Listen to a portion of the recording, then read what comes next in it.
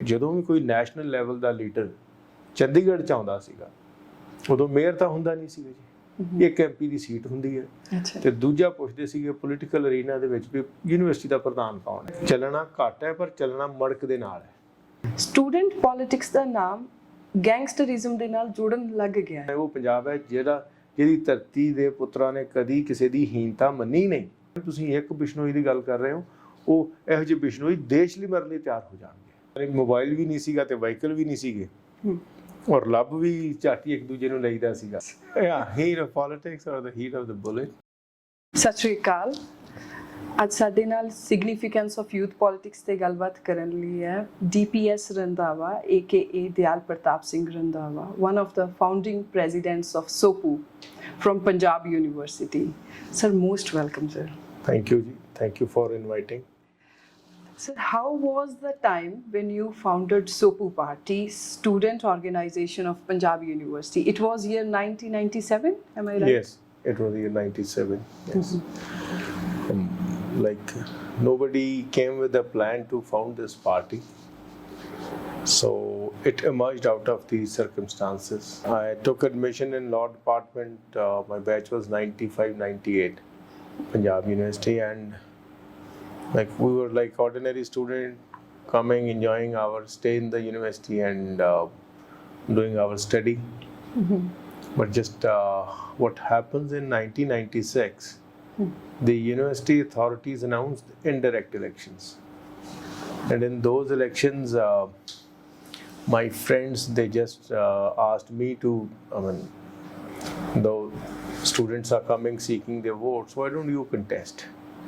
So I said, no, I'm not interested. And then they asked me to go and contest. We should come forward. Then we planned we should go for it. Then I contested and became the department representative of law department. Student body constituted. Then we found things were not in shape.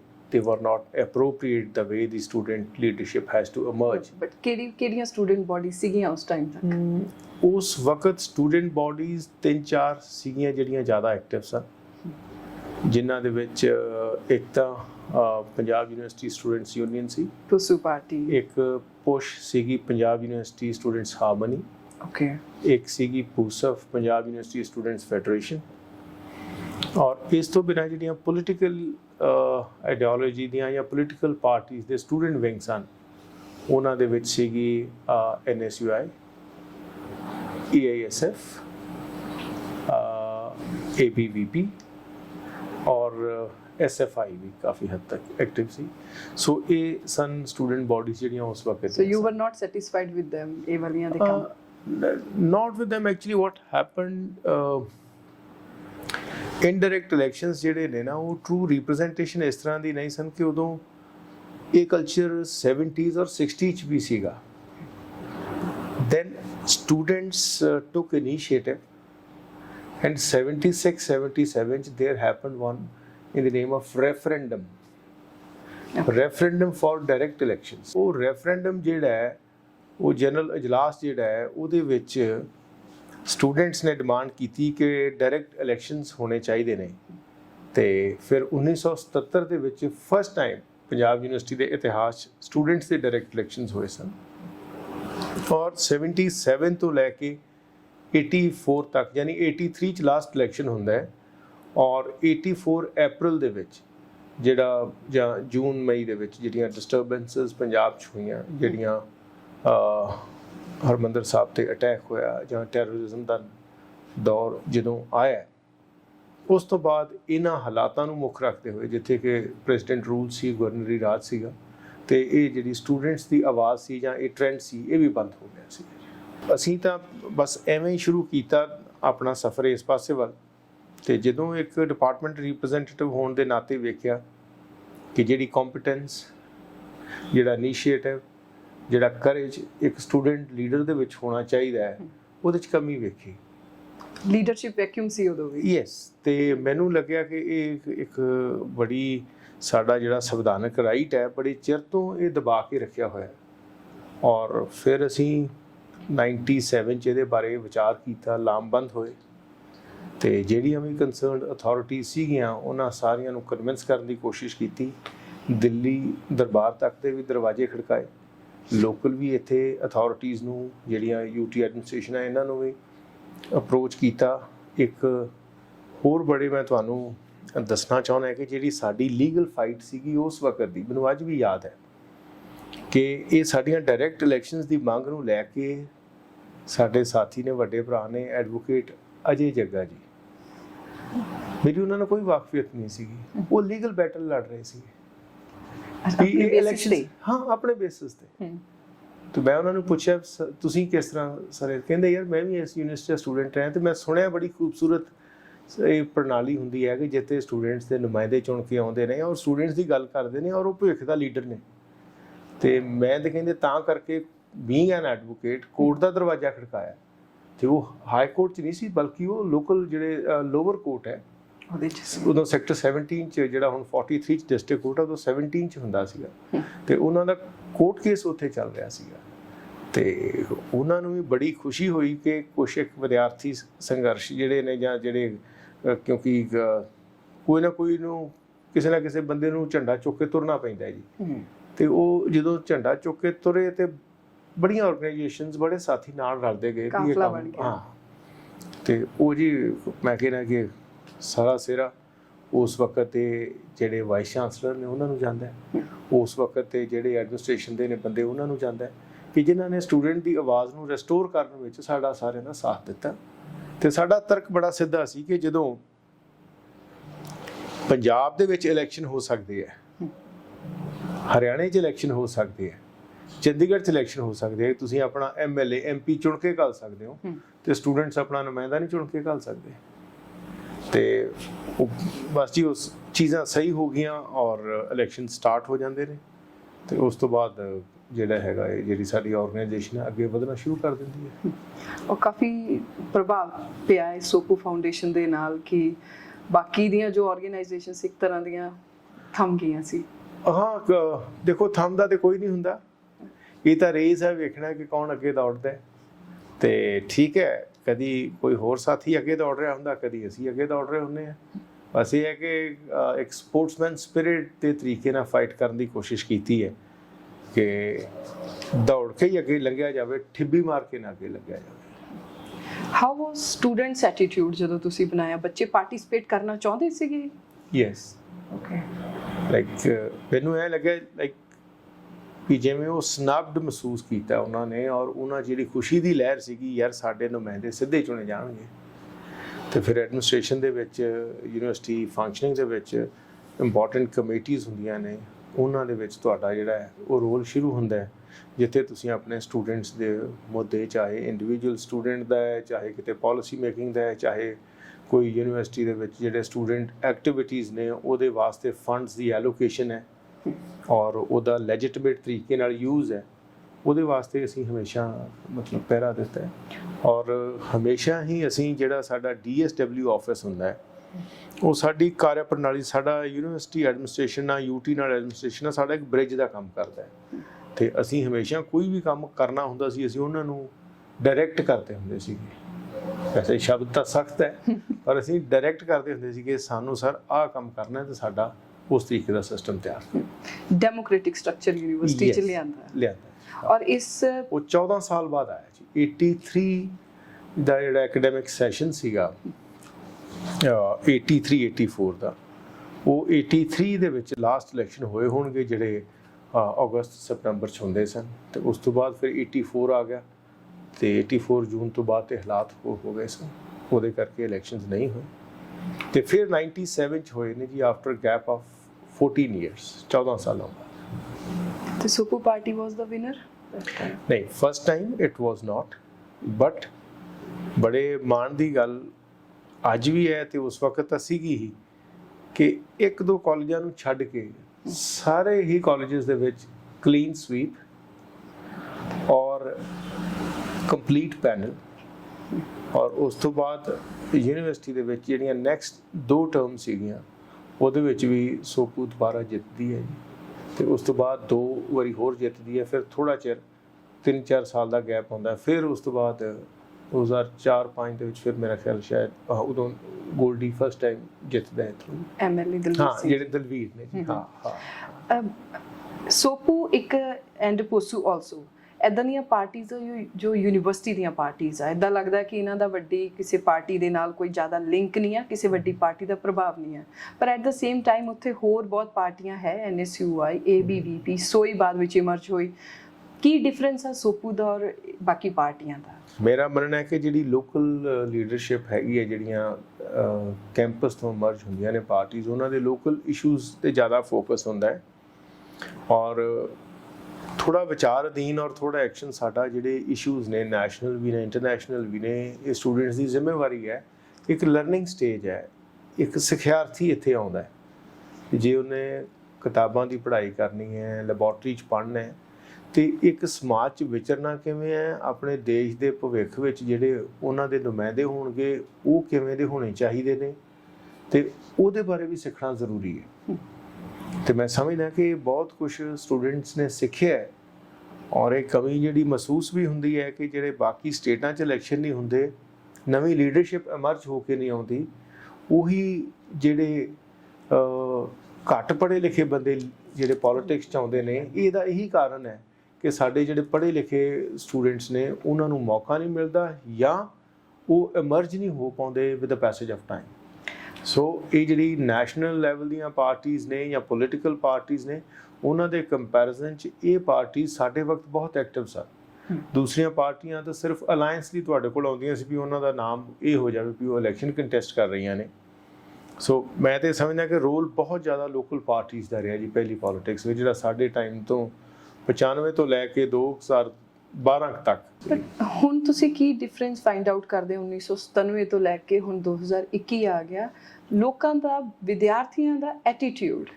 ਉਹਦੇ ਵਿੱਚ learning ਜਿਹੜਾ process ਹੈ, ਹਾਲਾਂਕਿ it's a life long process, learning is a life long process, ਪਰ ਉਦੋਂ formally full time learner ਹੁੰਦਾ ਹੈ ਜੀ। ਅੱਜ ਤੁਸੀਂ ਕੰਮ ਵੀ ਕਰ ਰਹੇ ਹੋ ਔਰ ਡੇਲੀ ਆਪਣੇ ਕੰਮ 'ਚ ਕੋਈ ਚੀਜ਼ ਨਵੀਂ ਸਿੱਖ ਕੇ ਐਜ਼ ਅ ਲਰਨਰ ਵੀ ਤੁਸੀਂ ਅੱਗੇ ਆਪਣੇ ਆਪ ਨੂੰ ਇਵੋਲਵ ਕਰ ਰਹੇ ਹੋ।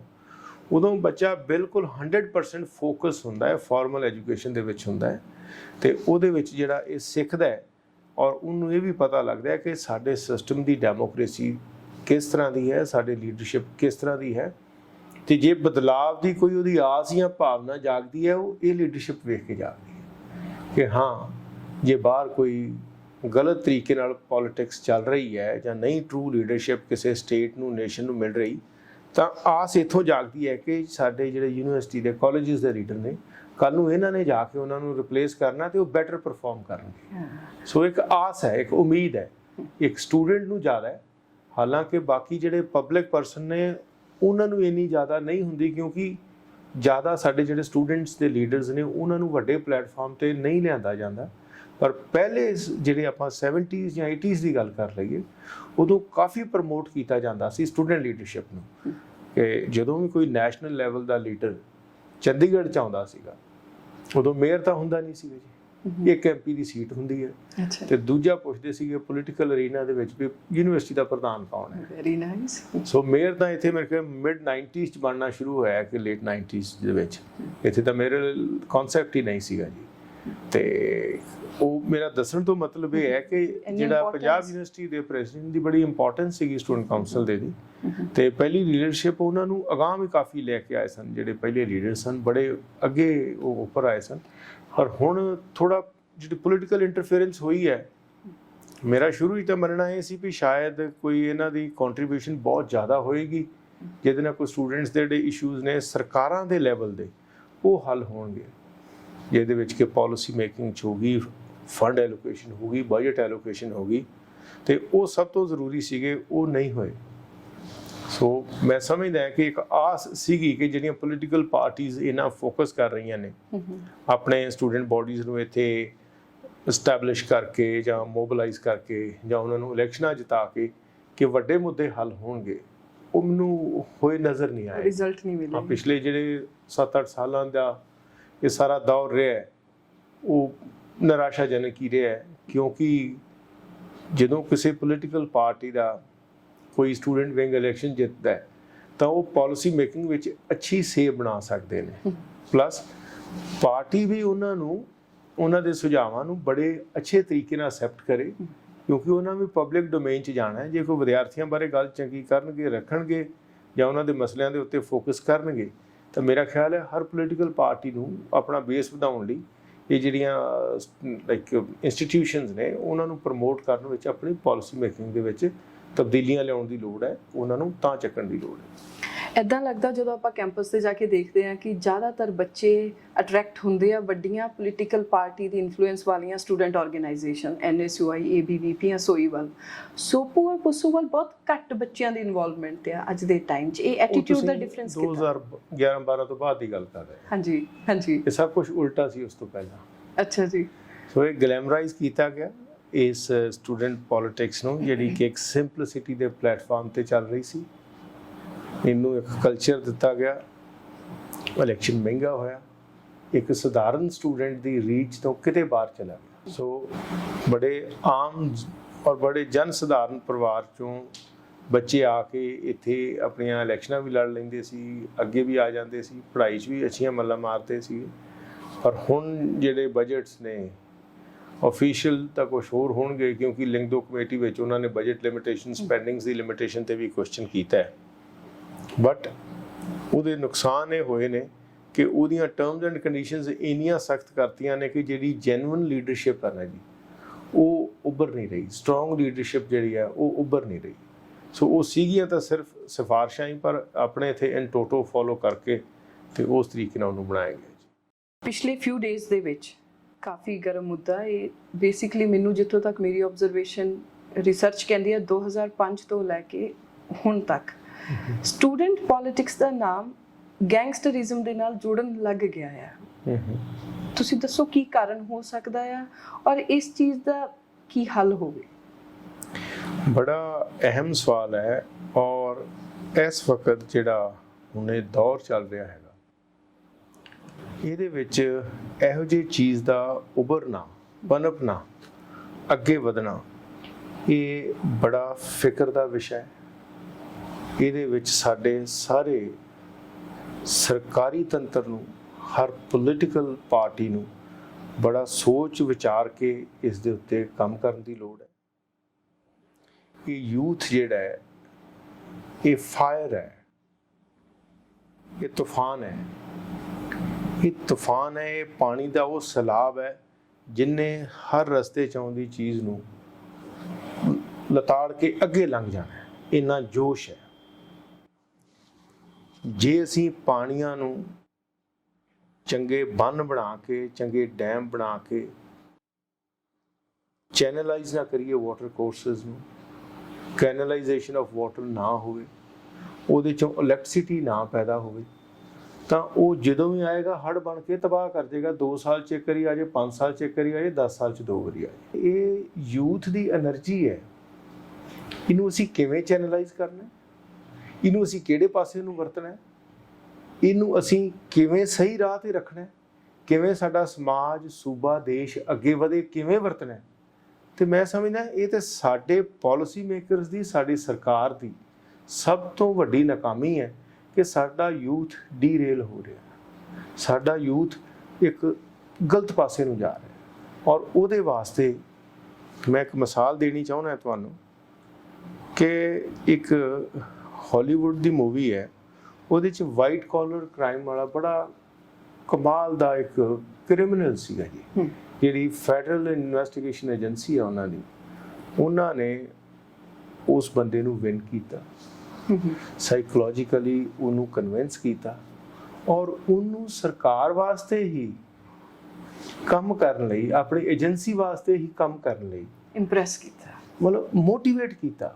ਔਰ ਉਹ ਬੰਦਾ ਉਹਨਾਂ ਦੇ ਰੋਲਸ ਦੇ ਉੱਤੇ ਹੋ ਗਿਆ, ਉਸ ਆਰਗੇਨਾਈਜੇਸ਼ਨ ਨੂੰ ਜੁਆਇਨ ਕਰ ਗਿਆ। ਕੀ ਅਸੀਂ ਕਿਸੇ ਕ੍ਰਿਮੀਨਲ ਨੂੰ ਇਹੋ ਜਿਹਾ ਮੌਕਾ ਦੇਣ ਦੀ ਕੋਸ਼ਿਸ਼ ਕੀਤੀ? ਅਸੀਂ ਗੋਲੀ ਦਾ ਜਵਾਬ ਗੋਲੀ ਨਾਲ ਦੇ ਕੇ, ਅਸੀਂ ਤਾਂ ਉਹੀ ਪੁਰਾਣੇ ਜਿਹੜਾ ਸਾਡਾ ਸਮਾਜ, ਜਿੱਥੋਂ eye for eye and blood for blood, ਉੱਥੇ ਚਲੇ ਗਏ ਹਾਂ। ਮੈਂ ਤੁਹਾਨੂੰ ਇੱਕ ਮਿਸਾਲ ਦਿੱਤੀ ਹੈ ਕਿ ਉਸ ਬੰਦੇ ਨੂੰ, ਜਿਹੜਾ ਬੰਦਾ ਕਿ ਈਜ਼ੀ ਮਨੀ ਵਾਸਤੇ ਇਸ ਤਰੀਕੇ ਦੇ ਕੰਮ ਕਰਦਾ ਸੀ, ਉਹਨੂੰ ਹੀ ਉਹੋ ਜਿਹੇ ਕ੍ਰਾਈਮਸ ਨੂੰ ਰੋਕਣ ਦੇ ਲਈ ਉਹਦੀਆਂ ਸਰਵਿਸਿਜ਼ ਦੇ ਵਿੱਚ ਉਹਨੂੰ ਜਗ੍ਹਾ ਦਿੱਤੀ ਔਰ ਉਹਦੇ ਕੋਲ ਸਰਵਿਸ ਲਈ ਔਰ ਉਸ ਤੇ ਵਿਸ਼ਵਾਸ ਵੀ ਕੀਤਾ, ਉਹਦੇ ਵਿਸ਼ਵਾਸ ਨੂੰ ਟੈਸਟ ਵੀ ਕੀਤਾ ਗਿਆ ਔਰ ਹਮੇਸ਼ਾ ਪਾਸ ਹੋਇਆ। ਸਾਈਕੋਲੋਜੀਕਲ ਸਪੋਰਟ ਦੀ ਗੱਲ ਕਰ ਰਹੇ ਹੋ ਤੁਸੀਂ। ਮੈਂ ਗੱਲ ਇਹ ਕਰ ਰਿਹਾ ਹੈਗਾ, ਮੈਂ ਗੱਲ ਸ਼ੁਰੂ ਕੀਤੀ ਹੈ ਯੂਥ ਦੀ એનર્ਜੀ ਨੂੰ ਕਿੱਧਰ ਨੂੰ ਮੋਲਡ ਕਰਨਾ ਹੈ ਤੁਸੀਂ। ਜੇ ਉਹ ਇੱਥੇ ਲੜ ਝਗੜ ਸਕਦੇ ਨੇ, ਸਾਡੇ ਤੇ ਅੱਜ ਚਾਈਨਾ ਹਾਵੀ ਹੈ, ਸਾਡੇ ਤੇ ਅੱਜ ਪਾਕਿਸਤਾਨ ਹਾਵੀ ਹੈ, ਸਾਡੇ ਤੇ ਅੱਜ ਹੁਣ ਜਿਹੜੀ ਡਿਵੈਲਪਮੈਂਟਸ ਅਫਗਾਨਿਸਤਾਨ ਦੀਆਂ ਹੋ ਰਹੀਆਂ ਨੇ, ਇਹਦਾ ਇੰਪੈਕਟ ਹਿੰਦੁਸਤਾਨ ਦੀ ਇੰਟਰਨਲ ਸਿਕਿਉਰਿਟੀ ਦੇ ਉੱਤੇ ਕੀ ਰਹਿਣਾ ਇਹ ਹਾਵੀ ਹੈ। ਚਾਈਨਾ ਦੀ ਜਿਹੜੀ ਜੀਓਪੋਲਿਟਿਕਸ ਹੈਗੀ ਆ, you will see the presence of China ਸਾਡੇ ਸ਼੍ਰੀਲੰਕਾ ਦੇ ਵਿੱਚ ਹੁਣ ਥਰੂ ਪਾਕਿਸਤਾਨ ਆਕੂਪਾਈਡ ਕਸ਼ਮੀਰ ਦੇ ਥਰੂ ਪੂਰੇ ਇੱਥੇ ਪਾਕਿਸਤਾਨ ਦੇ ਵਿੱਚ ਹੁਣ ਇਕਨੋਮਿਕ ਟਾਈਜ਼ ਨੇ ਔਰ ਇੱਥੋਂ ਤੱਕ ਪਾਕਿਸਤਾਨ ਨੂੰ ਕਨਵਿੰਸ ਕੀਤਾ ਹੈ ਕਿ ਉਹ ਯੂਐਸ ਨੂੰ ਅੱਖਾਂ ਦਿਖਾਉਣ ਲੱਗ ਗਿਆ। ਯੂਐਸ ਦਾ ਜਿਹੜਾ ਪੈਟਰਨੇਜ ਤੇ ਚੱਲਦਾ ਰਿਹਾ ਸਾਰੀ ਕੋਲਡ ਵਾਰ ਤੋਂ ਲੈ ਕੇ 2010-15 ਤੱਕ, ਔਰ ਅੱਜ ਉਹ ਯੂਐਸ ਨੂੰ ਅੱਖਾਂ ਵਿਖਾ ਰਹੇ ਨੇ on the new patronage of China. So ਮੇਰਾ ਦੱਸਣ ਤੋਂ ਮਤਲਬ ਇਹ ਹੈ ਕਿ ਇਹ ਸਾਡੇ ਉਹ ਤਾਕਤਾਂ ਨੇ ਜਿਹੜੀਆਂ ਹਿੰਦੁਸਤਾਨ ਨੂੰ ਅਮਰਜ ਹੁੰਦਾ ਵੇਖ ਕੇ, ਜਿਹੜਾ ਸਾਡੇ ਇੰਡੀਅਨ ਸਬ ਕੰਟੀਨੈਂਟ ਦੀ ਖੂਬਸੂਰਤੀ ਨੂੰ ਵੇਖ ਕੇ ਸਾਡੇ ਉਹ ਆ ਨਹੀਂ ਸਕਦੇ ਸਿੱਧੇ ਰੂਪ ਵਿੱਚ, ਕਿਉਂਕਿ ਇਕਨੋਮਿਕਲੀ ਅਸੀਂ ਆ ਸਾਰੇ ਜਿਹੜੇ ਦੁਆਲੇ ਦੇ ਮੁਲਕ ਨੇ, ਬੰਗਲਾਦੇਸ਼ ਜਾਂ ਸਾਊਥ ਏਸ਼ੀਆ, ਇਹਦੇ 'ਚ ਬੜਾ ਵੱਡਾ ਰੋਲ ਹੈ ਸਾਡਾ। ਉਹਦੇ ਵਿੱਚ ਉਸ ਇੰਡੀਆ ਦੇ ਵਿੱਚ ਪੂਰੀ ਤਰ੍ਹਾਂ ਆਪਣੇ ਤਾਕਤ ਨਹੀਂ ਪਸਾਰ ਸਕਦੇ, ਪਰ ਬਾਕੀ ਸਾਰੇ ਮੁਲਕਾਂ 'ਚ ਤੁਸੀਂ ਚਾਈਨਾ ਦੀ ਪ੍ਰੈਜ਼ੈਂਸ ਵੇਖੋ, ਇਹ ਸਾਡੇ ਲਈ ਖਤਰਾ ਵੀ ਨੇ। ਸਾਡੇ ਤੇ ਖਤਰਾ ਇੱਕ ਵਾਰੀ ਮੰਡਰਾ ਵੀ ਚੁੱਕਾ ਹੈ, ਇੱਕ ਵਾਰੀ ਸਾਨੂੰ ਧੋਖਾ ਦੇ ਕੇ ਸਾਡੇ ਲੀਡਰਸ ਦੀ ਕਹਿ ਲਓ ਵੀ ਇਮੋਸ਼ਨਸ ਨੂੰ ਜਾਂ ਉਹਨਾਂ ਦੀ ਨਲਾਇਕੀ ਨੂੰ ਜਾਂ ਹੋਰ ਕਿਸੇ ਤਰੀਕੇ ਨਾਲ ਉਹਨਾਂ ਨੇ 1962 'ਚ ਅਟੈਕ ਵੀ ਕੀਤਾ ਹੈ। ਸੋ ਜਦੋਂ ਸਾਡੇ ਦੁਸ਼ਮਣ ਆਲੇ ਦੁਆਲੇ ਇੰਨੇ ਜ਼ਿਆਦਾ ਨੇ ਤੇ ਅਸੀਂ ਉਹਨਾਂ ਪ੍ਰਤੀ ਸਤਰਕ ਰਹਿਣਾ ਹੈ। ਕੀ ਸਾਡਾ ਜਿਹੜਾ ਯੂਥ ਹੈ, ਜਿਹੜਾ ਨਾਰਥ ਵੈਸਟ, ਜਿਹੜਾ ਪੁਰਾਣਾ ਪੰਜਾਬ ਹੈ, ਮੈਂ ਤਾਂ ਕਹਿੰਦਾ ਉਹ ਪੰਜਾਬ ਹੈ ਜਿਹਦੀ ਧਰਤੀ ਦੇ ਪੁੱਤਰਾਂ ਨੇ ਕਦੀ ਕਿਸੇ ਦੀ ਹੀਨਤਾ ਮੰਨੀ ਨਹੀਂ। ਕੀ ਅਸੀਂ ਇਹੋ ਜਿਹੇ ਦੁਸ਼ਮਣ ਨੂੰ ਰੋਕਣ ਲਈ ਆਪਣੇ ਇਸ ਯੂਥ ਨੂੰ ਉੱਧਰ ਨਹੀਂ ਵਰਤ ਸਕਦੇ?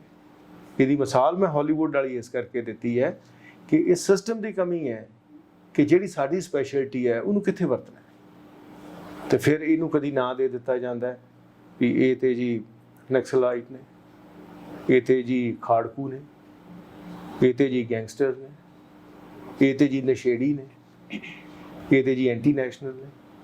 ਸੋ ਇਸ ਕਰਕੇ ਸਾਡੀਆਂ ਸਰਕਾਰਾਂ ਦੀ ਜਿਹੜੀ ਨਲਾਇਕੀ ਆ, ਉਹਦੇ ਕਰਕੇ ਸਾਡਾ ਯੂਥ ਜਿਹੜਾ ਉਹਨਾਂ ਦੀ ਜਿਹੜੀ ਫੋਰਸ ਹੈ ਉਹ ਸਹੀ ਦਿਸ਼ਾ ਚੈਨਲਾਈਜ਼ ਨਹੀਂ ਹੁੰਦੀ। ਸੋ ਇੱਥੇ ਫੇਲੀਅਰ ਹੈ ਸਾਡੀਆਂ, ਚਾਹੇ ਉਹ ਸੂਬਾ ਸਰਕਾਰ, ਚਾਹੇ ਉਹ ਸੈਂਟਰ ਸਰਕਾਰ। ਸਾਡਾ ਯੂਥ ਸਾਂਭਣਾ, ਦੇਸ਼ ਦਾ ਸਰਮਾਇਆ ਹੈ ਸਭ ਤੋਂ ਵੱਡਾ ਯੂਥ, ਉਹਨੂੰ ਸਾਂਭਣਾ ਉਹਨਾਂ ਦੀ ਬੇਸਿਕ ਤੇ ਫੰਡਾਮੈਂਟਲ ਡਿਊਟੀ ਹੈ ਸਰਕਾਰ ਦੀ, ਜਿਹੜੀ ਨਹੀਂ ਕਰ ਰਹੀ। ਬਹੁਤ ਅੱਛੇ ਲੀਡਰਸ ਨਿਕਲੇ, ਬੜੇ ਪੋਜ਼ਿਟਿਵ ਪੁਆਇੰਟ ਆ ਸੁਪੂ ਦਾ, ਪਰ ਨਾਲ ਦੀ ਨਾਲ ਇਹਦੇ ਚੋਂ ਗੈਂਗਸਟਰ ਵੀ ਨਿਕਲੇ। ਲਾਰੈਂਸ ਬਿਸ਼ਨੋਈ ਅੱਜ ਦੇ ਟਾਈਮ ਦਾ ਪੂਰੇ ਨਾਰਥ ਇੰਡੀਆ ਦੇ ਵਿੱਚ ਬੜਾ ਇੱਜ਼ਤ ਸਨਮਾਨ ਉਹਨੂੰ ਦਿੰਦੇ ਆ ਗੈਂਗਸਟਰ ਕਹਿ ਕੇ ਜੀ। And he's from Sopu party. How do you see the rise of Lawrence Bishnoi and this gangsterism?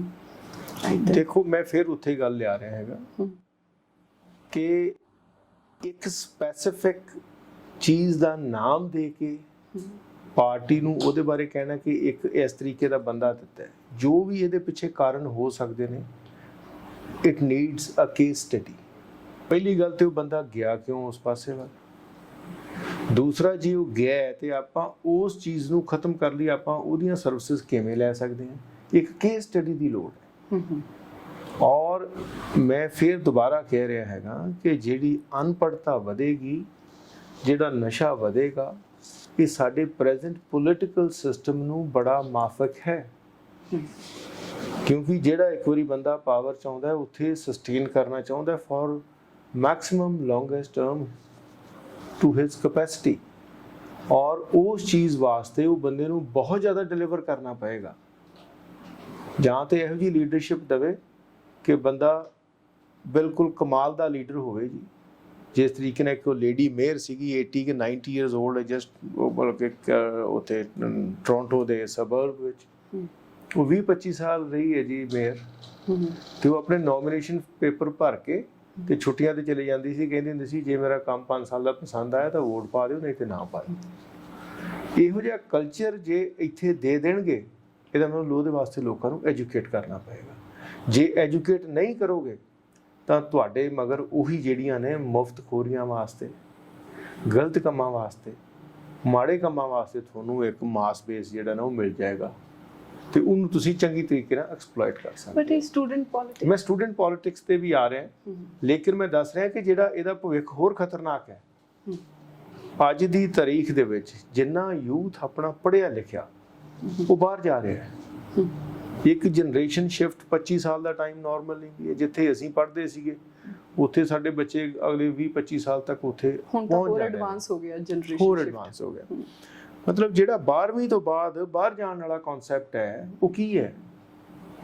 Lack of confidence of students, youth and parents in the present systems. Definitely ਜੇ ਇਸੇ ਤਰੀਕੇ ਨਾਲ ਪੜ੍ਹਿਆ ਲਿਖਿਆ youth Punjab ਤੋਂ ਬਾਹਰ ਜਾਂਦਾ ਗਿਆ, ਜਿਹੜਾ ਕਿ ਸਾਲ ਦਾ 50,000 ਵੀ ਹੋ ਸਕਦਾ ਹੈ, 70,000 ਵੀ ਹੋ ਸਕਦਾ ਹੈ, 90,000 ਵੀ ਹੋ ਸਕਦਾ ਹੈ, ਤੇ ਉਸ ਤੋਂ ਬਾਅਦ ਇੱਥੇ ਬਚਣਾ ਕੀ ਹੈ? ਇੱਥੇ ਬਿਲਕੁਲ ਅਨਪੜ੍ਹਤਾ ਵਾਲਾ ਦੌਰ ਜ਼ਿਆਦਾ ਰਹੇਗਾ ਤੇ ਪੜ੍ਹੇ ਲਿਖਿਆਂ ਦਾ ਦੌਰ ਘਟੇਗਾ। ਹਰ ਐਜੂਕੇਸ਼ਨਲ ਇੰਸਟੀਚਿਊਟਸ ਕਿਉਂ ਖਤਮ ਹੋ ਰਹੇ ਨੇ? ਲੋਕੀ ਤੁਸੀਂ ਪ੍ਰਾਈਵੇਟ ਇਕਨੋਮੀ ਤੋਂ ਹਿਸਾਬ ਲਾ ਸਕਦੇ ਹੋ ਕਿ ਜਿਹੜੇ ਪ੍ਰਾਈਵੇਟ ਪਲੇਅਰ ਸੀਗੇ ਐਜੂਕੇਸ਼ਨ ਦੇ ਵਿੱਚ, ਉਹ ਹਾਇਰ ਐਜੂਕੇਸ਼ਨ ਦੀ ਥਾਂ ਤੇ ਹੁਣ ਸਕੂਲਸ ਖੋਲ੍ਹਣੇ ਸ਼ੁਰੂ ਕਰਤੇ। ਉਹ ਇਸੇ ਕਰਕੇ ਉਹਨਾਂ ਨੂੰ ਪਤਾ ਵੀ 12ਵੀਂ ਤੱਕ ਹੀ ਬੱਚੇ ਪੜ੍ਹਨੇ ਆ। ਇਹ ਜਿਹੜਾ ਤੁਹਾਡਾ ਸਵਾਲ ਹੈ ਨਾ ਜੀ, ਤੁਸੀਂ ਇੱਕ ਕੇਸ ਸਟੱਡੀ ਦੀ ਕੀਤੀ ਹੈ ਗੱਲ, ਲੇਕਿਨ ਮੈਂ ਇਹਨੂੰ ਆਉਣ ਵਾਲੇ ਸਮੇਂ ਵਿੱਚ ਇੱਕ ਜਿਹੜਾ ਹੋ ਸਕਦਾ ਮੰਦਭਾਗਾ ਦੌਰ ਹੈ, ਮੈਂ ਉਹਦੀ ਗੱਲ ਕਰ ਰਿਹਾ, ਉਹਦਾ ਜ਼ਿਕਰ ਕਰ ਰਿਹਾ ਕਿ ਹੋ ਸਕਦਾ ਆਉਣ ਵਾਲੇ ਸਮੇਂ ਵਿੱਚ ਇਹ ਚੀਜ਼ਾਂ ਜਿਹੜੀਆਂ ਨੇ ਇਹ ਹੋਰ ਜ਼ਿਆਦਾ ਵਧਣ ਔਰ ਇੱਥੇ ਸਿਵਲ ਵਾਰ ਵਰਗੇ ਹਾਲਾਤ ਵੀ ਹੋ ਜਾਣ ਜੇ ਸਾਡੇ ਹੈਵ ਔਰ ਹੈਵ ਨਾਟ ਦਾ ਪਾੜਾ ਵੱਧਿਆ ਗਿਆ। ਸੋ ਇਹ ਹਾਲਾਤ ਨੇ, ਇਹ ਹਾਲਾਤਾਂ ਦੇ ਉੱਤੇ ਚਿੰਤਾ ਦੀ ਲੋੜ ਹੈ। ਇੱਕ ਸਿੰਗਲ ਕੇਸ ਸਟੱਡੀ ਵੀ ਕਰਨ ਦੀ ਲੋੜ ਹੈ ਵੀ ਕਿਵੇਂ ਕਿਵੇਂ ਬੰਦਾ ਇਸ ਪਾਸੇ ਵੱਲ ਆਇਆ। ਜਿਹੜਾ ਮਿਲੀਟੈਂਸੀ ਦਾ ਦੌਰ ਸੀ, ਠੀਕ ਹੈ, ਮਿਲੀਟੈਂਸੀ ਵਿੱਚ ਕਈ ਬੰਦਿਆਂ ਨੇ ਕੋਈ ਖਾਸ ਸੋਚ ਕਰਕੇ ਹਥਿਆਰ ਚੱਕੇ, ਉਹ ਇੱਕ ਵੱਖਰਾ ਕਨਸੈਪਟ ਹੈ। ਮੈਂ ਉਸ ਕਨਸੈਪਟ ਦੀ ਵੀ ਗੱਲ ਕਰ ਰਿਹਾ ਜਿਹਦੇ ਵਿੱਚ ਪੁਲਿਸ ਦੀਆਂ ਜ਼ਿਆਦਾ ਤਾਕਤਾਂ ਦਿੱਤੀਆਂ ਹੋਣ ਕਰਕੇ, ਪ੍ਰੈਜ਼ੀਡੈਂਟ ਜਾਂ ਗਵਰਨਰੀ ਰੂਲ ਹੋਣ ਕਰਕੇ ਜਿਹੜੇ ਪੁਲਿਸ ਦੇ ਤਸ਼ੱਦਦ ਵੀ ਸੀਗੇ ਉਹਨਾਂ ਦੀ ਵੀ ਬੜੀ ਕੰਟਰੀਬਿਊਸ਼ਨ ਸੀ। ਜਿੱਥੇ ਹਿਊਮਨ ਰਾਈਟਸ ਦੀ ਵਾਇਲੇਸ਼ਨ ਹੁੰਦੀ ਹੈ ਔਰ ਜਿੱਥੇ ਉਹਨਾਂ ਤੋਂ ਜਾਣਬੁੱਝ ਕੇ ਸਤਾਏ ਹੋਏ ਬੰਦੇ ਹਥਿਆਰ ਚੱਕਦੇ ਨੇ ਜਾਂ ਕੋਈ ਇਹੋ ਜਿਹੇ ਮਾੜੇ ਆਫੀਸਰ ਜਿਹੜੇ ਕਰਪਸ਼ਨ ਕਰਦੇ ਨੇ ਉਸ ਪਾਵਰ ਦੀ ਆੜ ਵਿੱਚ। ਸੋ ਹਰ ਜਗ੍ਹਾ ਦੇ ਉੱਤੇ ਜਿਹੜਾ ਸਿਸਟਮ ਹੈ, ਸਿਸਟਮ ਦੀ ਵਾਇਲੈਂਸ ਨੇ ਵੀ ਪ੍ਰਮੋਟ ਕੀਤਾ। ਸਿਸਟਮ ਜਿਹੜਾ ਹੈਗਾ ਜੀ, ਜਿਹੜੀ ਰੂਲਿੰਗ, ਜਿਹੜੇ ਰੂਲਰਸ ਨੇ, ਉਹਨਾਂ ਦੀ ਸੰਵੇਦਨਸ਼ੀਲਤਾ ਜਿਹੜੀ ਹੈ ਨਾ, ਉਹਨਾਂ ਦਾ ਪਿਆਰ ਜਿਹੜਾ ਹੈ ਨਾ, ਉਹ ਲੋਕਾਂ ਨਾਲ, ਸਮਾਜ ਨਾਲ ਤੇ ਸੂਬੇ ਨਾਲ ਜੇ ਹੋਵੇ, ਇਹੋ ਜਿਹੀਆਂ ਚੀਜ਼ਾਂ, ਮੈਮ ਤੁਸੀਂ ਇੱਕ ਬਿਸ਼ਨੋਈ ਦੀ ਗੱਲ ਕਰ ਰਹੇ ਹੋ, ਉਹ ਇਹੋ ਜਿਹੇ ਬਿਸ਼ਨੋਈ ਦੇਸ਼ ਲਈ ਮਰਨ ਲਈ ਤਿਆਰ ਹੋ ਜਾਣਗੇ, ਜਾਨਾਂ ਮਾਰਨ ਲਈ ਤਿਆਰ ਹੋਣਗੇ ਦੇਸ਼ ਵਾਸਤੇ। ਜਿਹੜਾ ਤੁਹਾਨੂੰ ਅੱਜ ਪਿਨ ਪੁਆਇੰਟ ਕਰਨਾ ਪੈ ਰਿਹਾ ਹੈ ਇੱਕ ਕੇਸ ਸਟੱਡੀ ਵਾਸਤੇ, ਮੈਂ ਉਹਨੂੰ ਇੱਕ ਕੇਸ ਸਟੱਡੀ ਕਹੂੰਗਾ। ਇੱਕ ਕੇਸ ਸਟੱਡੀ ਹੈ ਕਿ ਜੇ ਉਹ ਇਸ ਪਾਸੇ ਵੱਲ ਬਦਨਾਮ ਹੈ, ਉਹ ਇਹ ਨਹੀਂ ਚਾਹੇਗਾ ਕਿ ਮੇਰੇ ਨਾਂ ਦਾ ਕੱਲ੍ਹ ਨੂੰ ਕਿਤੇ ਮੈਨੂੰ ਮੌਕਾ ਮਿਲੇ ਤੇ ਮੈਂ ਕੋਈ ਵੀਰ ਚੱਕਰ ਲਵਾਂ ਆਪਣੇ ਦੇਸ਼ ਲਈ, ਮੈਂ ਮਹਾਵੀਰ ਚੱਕਰ ਲਵਾਂ, ਮੈਂ ਪਰਮਵੀਰ ਚੱਕਰ ਲਵਾਂ।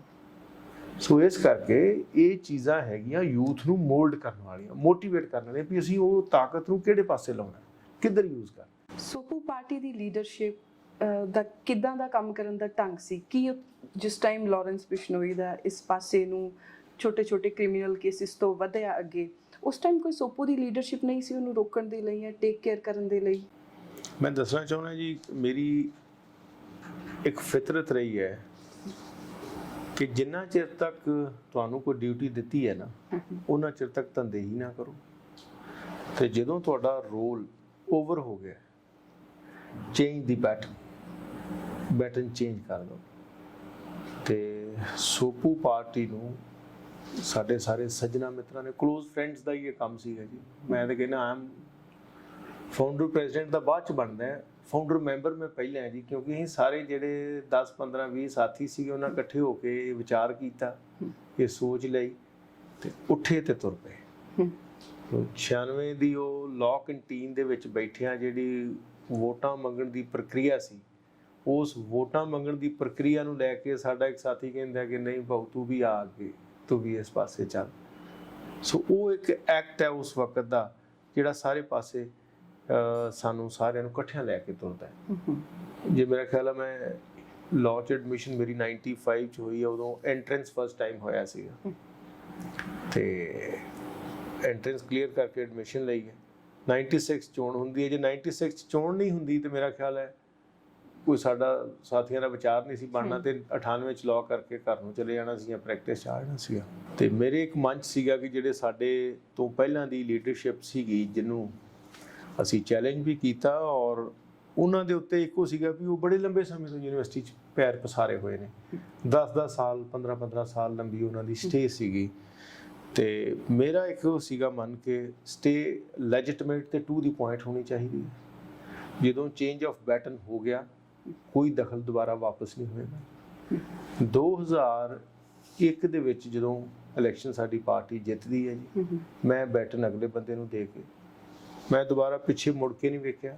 ਮੈਨੂੰ ਕਈ ਸਾਥੀਆਂ ਨੇ, ਜਿਹਨਾਂ 'ਚੋਂ 2-4 ਪੁਰਾਣੇ ਸਾਥੀ ਵੀ ਸੀ, ਨਵੇਂ ਵੀ ਸਟੂਡੈਂਟ ਸੀਗੇ, ਆਉਣ ਵਾਲੀ ਲੀਡਰਸ਼ਿਪ ਵੀ ਸੀਗੀ ਜਿਹੜੀ, ਉਹ ਵੀ ਕਹਿੰਦੇ ਸੀਗੇ ਕਿ ਤੁਸੀਂ ਪਾਰਟਿਸਿਪੇਟ ਕਰੋ, ਗੱਲਬਾਤ ਕਰੋ, ਵਿੱਚ ਰਹੋ।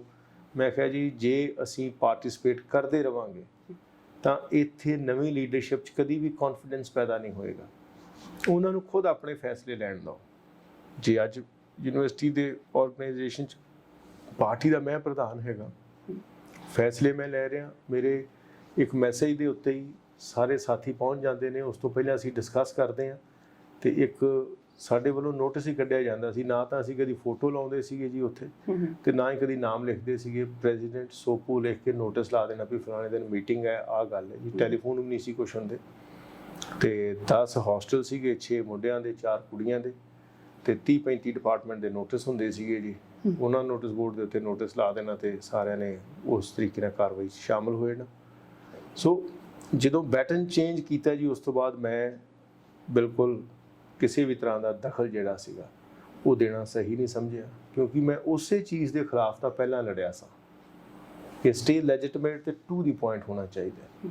ਨਾਲੇ ਆਉਣ ਵਾਲੇ ਲੀਡਰਸ ਨੂੰ ਵੀ ਮੌਕਾ ਚਾਹੀਦਾ। ਵੇਖੋ ਉਹਨਾਂ 'ਚ ਕੌਨਫੀਡੈਂਸ ਹੀ ਨਹੀਂ ਪੈਦਾ ਹੋਏਗਾ ਜੇ ਤੁਸੀਂ ਉਹਨਾਂ ਦੇ ਉੱਤੇ ਇੱਕ ਮਤਲਬ ਪੈਟਰਨ ਜਾਂ ਉਹਨਾਂ ਦੇ ਉੱਤੇ ਇੱਕ ਤੁਸੀਂ ਕਹਿ ਲਓ ਕਿ ਸੀਨੀਅਰ ਬਣ ਕੇ ਬੈਠੇ ਰਹੋਗੇ। ਤੇ ਮੈਂ ਹਮੇਸ਼ਾ ਕਹਿੰਦਾ ਸੀਗਾ ਤੁਸੀਂ ਆਪਣੇ ਫੈਸਲੇ ਆਪ ਲਓ, ਔਰ ਉਹਨਾਂ ਫੈਸਲਿਆਂ ਵਿੱਚ ਜੋ ਵੀ ਤੁਹਾਡੀ ਰਾਏ ਹੋਏਗੀ, ਜਿੱਥੇ ਵੀ ਤੁਹਾਡਾ ਸਾਰਿਆਂ ਦਾ ਇਕੱਠ ਜੋ ਵੀ ਆਵਾਜ਼ ਦੇਗਾ, ਤੁਸੀਂ ਉਸ ਆਵਾਜ਼ ਨੂੰ ਮੰਨਦੇ ਹੋਏ ਅੱਗੇ ਵਧੋ। ਸੋਪੂ ਪਾਰਟੀ ਦੀ ਇਹ ਗੱਲ ਤਾਂ ਮੈਨੂੰ ਸੁਣ ਕੇ ਬਹੁਤ ਅੱਛਾ ਲੱਗਿਆ ਕਿ ਬੱਚਿਆਂ ਨੂੰ ਹੀ ਹੱਕ ਹੁੰਦਾ ਜਿਹੜੇ ਉਸ ਟਾਈਮ ਦੇ ਜਿਹੜੇ ਮੌਜੂਦਾ ਉਸ ਵਕਤ ਦੇ ਸਨ। ਹਾਂਜੀ, ਮੈਂ ਹੁਣ ਤੁਹਾਨੂੰ ਦੱਸਿਆ ਮੇਰੀ ਸਟੇ 2000 ਤੱਕ ਦੀ ਸੀਗੀ। ਠੀਕ ਹੈ, ਮੈਂ 98 'ਚ ਲਾਅ ਕੰਪਲੀਟ ਕੀਤਾ, 2 ਸਾਲ ਫਿਰ ਇੱਧਰ ਪ੍ਰੈਜ਼ੀਡੈਂਟ ਰਿਹਾ ਹੈਗਾ ਜੀ। 98, 99 ਤੇ 99, 2000 ਤੇ 2001 ਦੇ ਵਿੱਚ ਬੈਟਨ ਅਗਲੇ ਬੰਦੇ ਨੂੰ ਦੇ ਕੇ ਮੈਂ ਬਿਲਕੁਲ ਅਲਵਿਦਾ ਕਹਿਤਾ।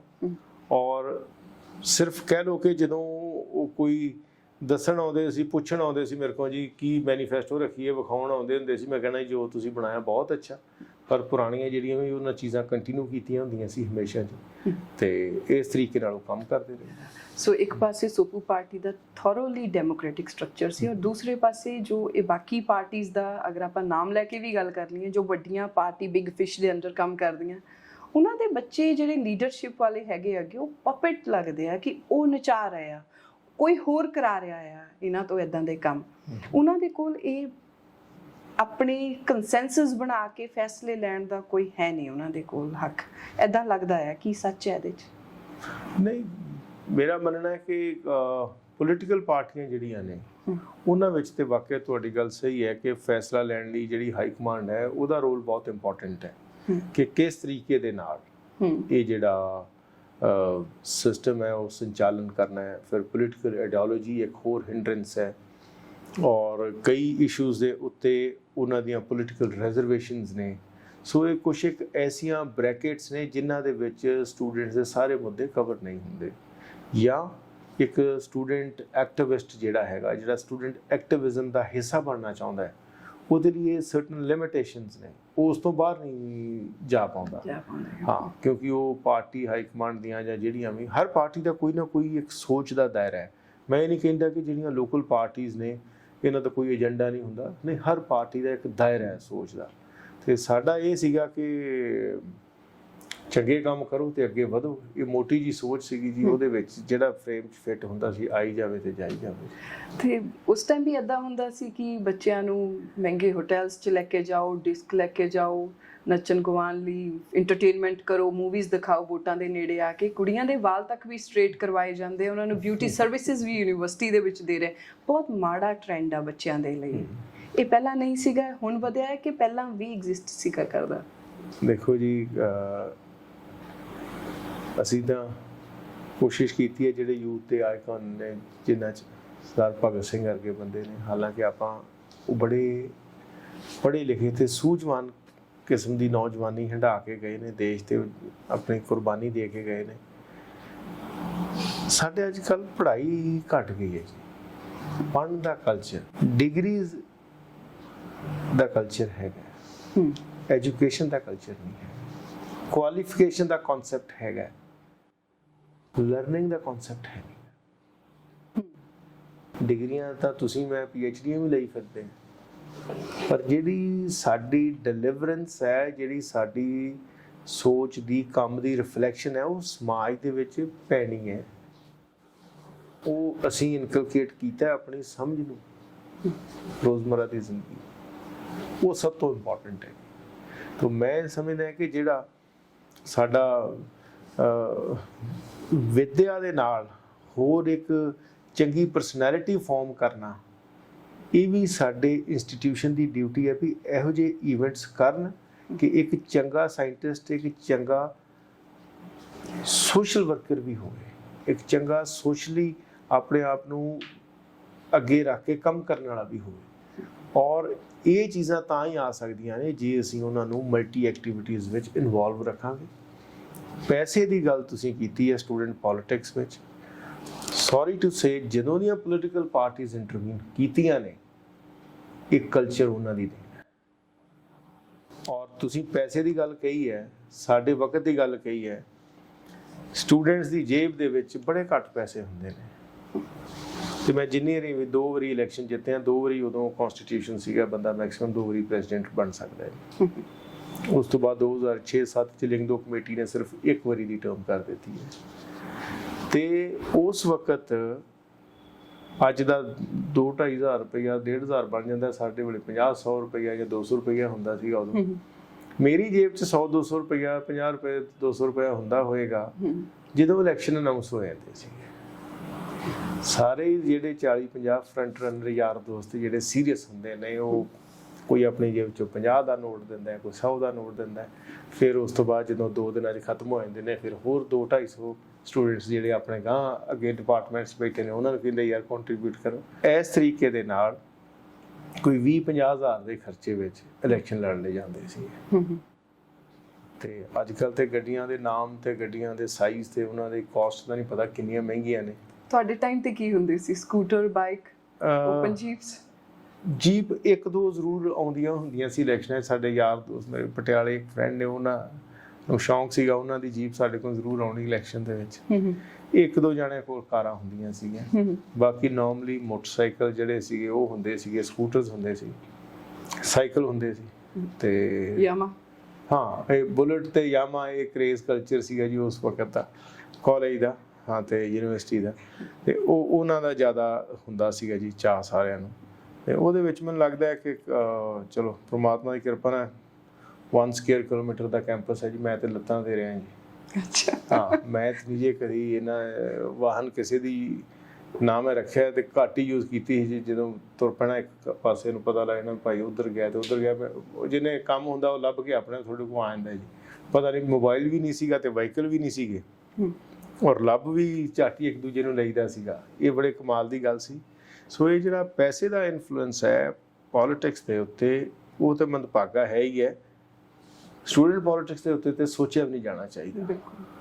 ਇਹ ਤਾਂ ਇੱਕ ਉਹ ਪਾਕ ਥਾਂ ਹੈ ਜਿੱਥੋਂ ਚੰਗਾ ਡਾਕਟਰ ਬਣ ਕੇ ਨਿਕਲਣਾ ਹੈ, ਚੰਗਾ ਇੰਜੀਨੀਅਰ ਬਣ ਕੇ ਨਿਕਲਣਾ ਹੈ, ਚੰਗਾ ਸਾਇੰਟਿਸਟ ਬਣ ਕੇ ਨਿਕਲਣਾ ਹੈ, ਚੰਗਾ ਲਾਇਰ ਤੇ ਜੱਜ ਬਣ ਕੇ ਨਿਕਲਣਾ ਹੈ। ਉੱਥੋਂ ਇੱਕ ਚੰਗਾ ਪੋਲੀਟੀਸ਼ੀਅਨ ਵੀ ਬਣ ਕੇ ਨਿਕਲਣਾ ਚਾਹੀਦਾ ਹੈ। ਔਰ ਇਹਦੇ ਨਾਲ ਨਾਲ ਹਰ ਸਟੂਡੈਂਟ ਇੱਕ ਚੰਗਾ ਸ਼ਹਿਰੀ ਤੇ ਜ਼ਿੰਮੇਵਾਰ ਸ਼ਹਿਰੀ ਬਣ ਕੇ ਨਿਕਲੇ।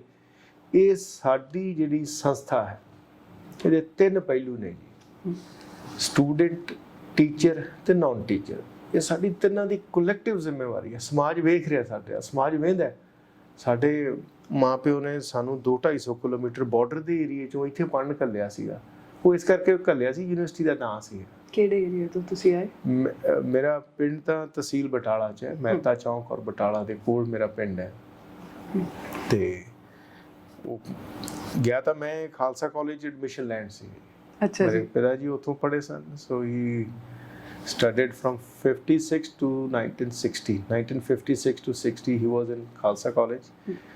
ਤੇ ਮੇਰਾ ਵੀ ਮਨ ਸੀ ਕਿ ਮੈਂ ਉੱਥੇ ਪੜ੍ਹਾਂ, ਪਰ ਉਹ ਹਾਲਾਤ ਥੋੜੇ ਠੀਕ ਨਹੀਂ ਸਨ ਉੱਥੇ। ਉਸ ਵਕਤ ਪੁਲਿਸ ਦਾ ਰੂਲ ਸੀਗਾ, ਪੁਲਿਸ ਦੇ ਜ਼ੋਰ ਕਰਕੇ ਜਦੋਂ ਪਤਾ ਕੀਤਾ ਤੇ ਕਾਫੀ ਮਤਲਬ ਸੁਰਖੀਆਂ 'ਚ ਸੀਗਾ। ਔਰ ਉਸ ਵਕਤ ਉਹਦੀ ਪੁਰਾਣੀ ਸੰਸਥਾ ਜਿਹੜੀ ਵੀ ਇਸ ਕੰਮ ਕਰਕੇ ਬਦਨਾਮ ਹੋ ਰਹੀ ਸੀ ਕਿ ਪੁਲਿਸ ਦਾ ਵੀ ਇੰਟਰਫੇਰੈਂਸ ਬਹੁਤ ਜ਼ਿਆਦਾ ਸੀਗਾ ਔਰ ਖੜਕੂਵਾਦ ਨਾਲ ਜੋੜਿਆ ਜਾਂਦਾ ਸੀਗਾ ਉਸ ਸੰਸਥਾ ਨੂੰ।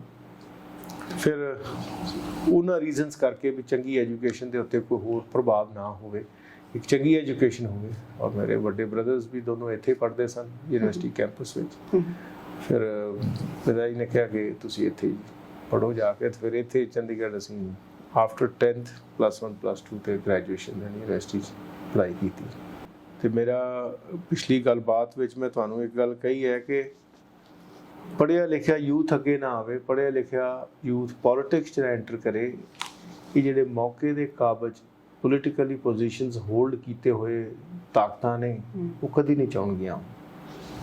ਇਹ ਸਾਨੂੰ ਤਬੀਅਤ ਬਣਾਉਣੀ ਪਏਗੀ ਚੇਂਜ ਆਫ ਬੈਟਨ ਦੀ। ਤੁਹਾਨੂੰ ਮੈਂ ਕਿਹਾ ਕਿ ਇੱਕ specific rule, specific time frame ਔਰ ਇੱਕ ਸ਼ੈਲਫ ਲਾਈਫ ਹੈ ਹਰ ਚੀਜ਼ ਦੀ, ਉਹ ਤੁਸੀਂ ਕਰਨੀ ਹੈ ਔਰ ਅੱਗੇ ਚਲੇ ਜਾਣਾ। ਇਹ ਚੀਜ਼ ਸਾਨੂੰ ਸਿੱਖਣ ਦੀ ਲੋੜ ਹੈ।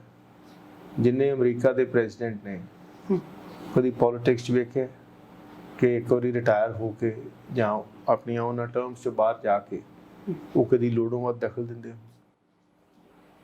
ਜੋ ਬੰਦੇ ਨੇ ਪਰਫਾਰਮ ਕਰਨਾ ਹੈ ਨਾ, ਉਹਨਾਂ ਦੀ 4 ਸਾਲ ਦੀ ਟਰਮ ਹੈ ਪ੍ਰੈਜ਼ੀਡੈਂਟ ਦੀ, ਤੇ 2 terms are good enough. 8 years of his life ਜਿਹੜਾ ਐਕਸਪੀਰੀਅੰਸਡ ਬੰਦਾ ਹੈ, ਪੋਲੀਟੀਸ਼ੀਅਨ ਐਕਸਪੀਰੀਅੰਸਡ ਹੈਗਾ, ਜੋ ਉਹਨੇ ਕਰਨਾ ਕਰ ਦੇਣਾ। ਮੈਂ ਤਾਂ ਕਹਿੰਦਾ ਬਾਰ-ਬਾਰ ਬਣਨ ਦੀ ਥਾਂ ਘੱਟ ਵਾਰ ਬਣ ਕੇ ਕੋਈ ਜਲਵਾ ਕਰਕੇ ਜਾਓ। ਕਹਿੰਦੇ ਨੇ ਚੱਲਣਾ ਘੱਟ ਹੈ ਪਰ ਚੱਲਣਾ ਮੜਕ ਦੇ ਨਾਲ ਹੈ।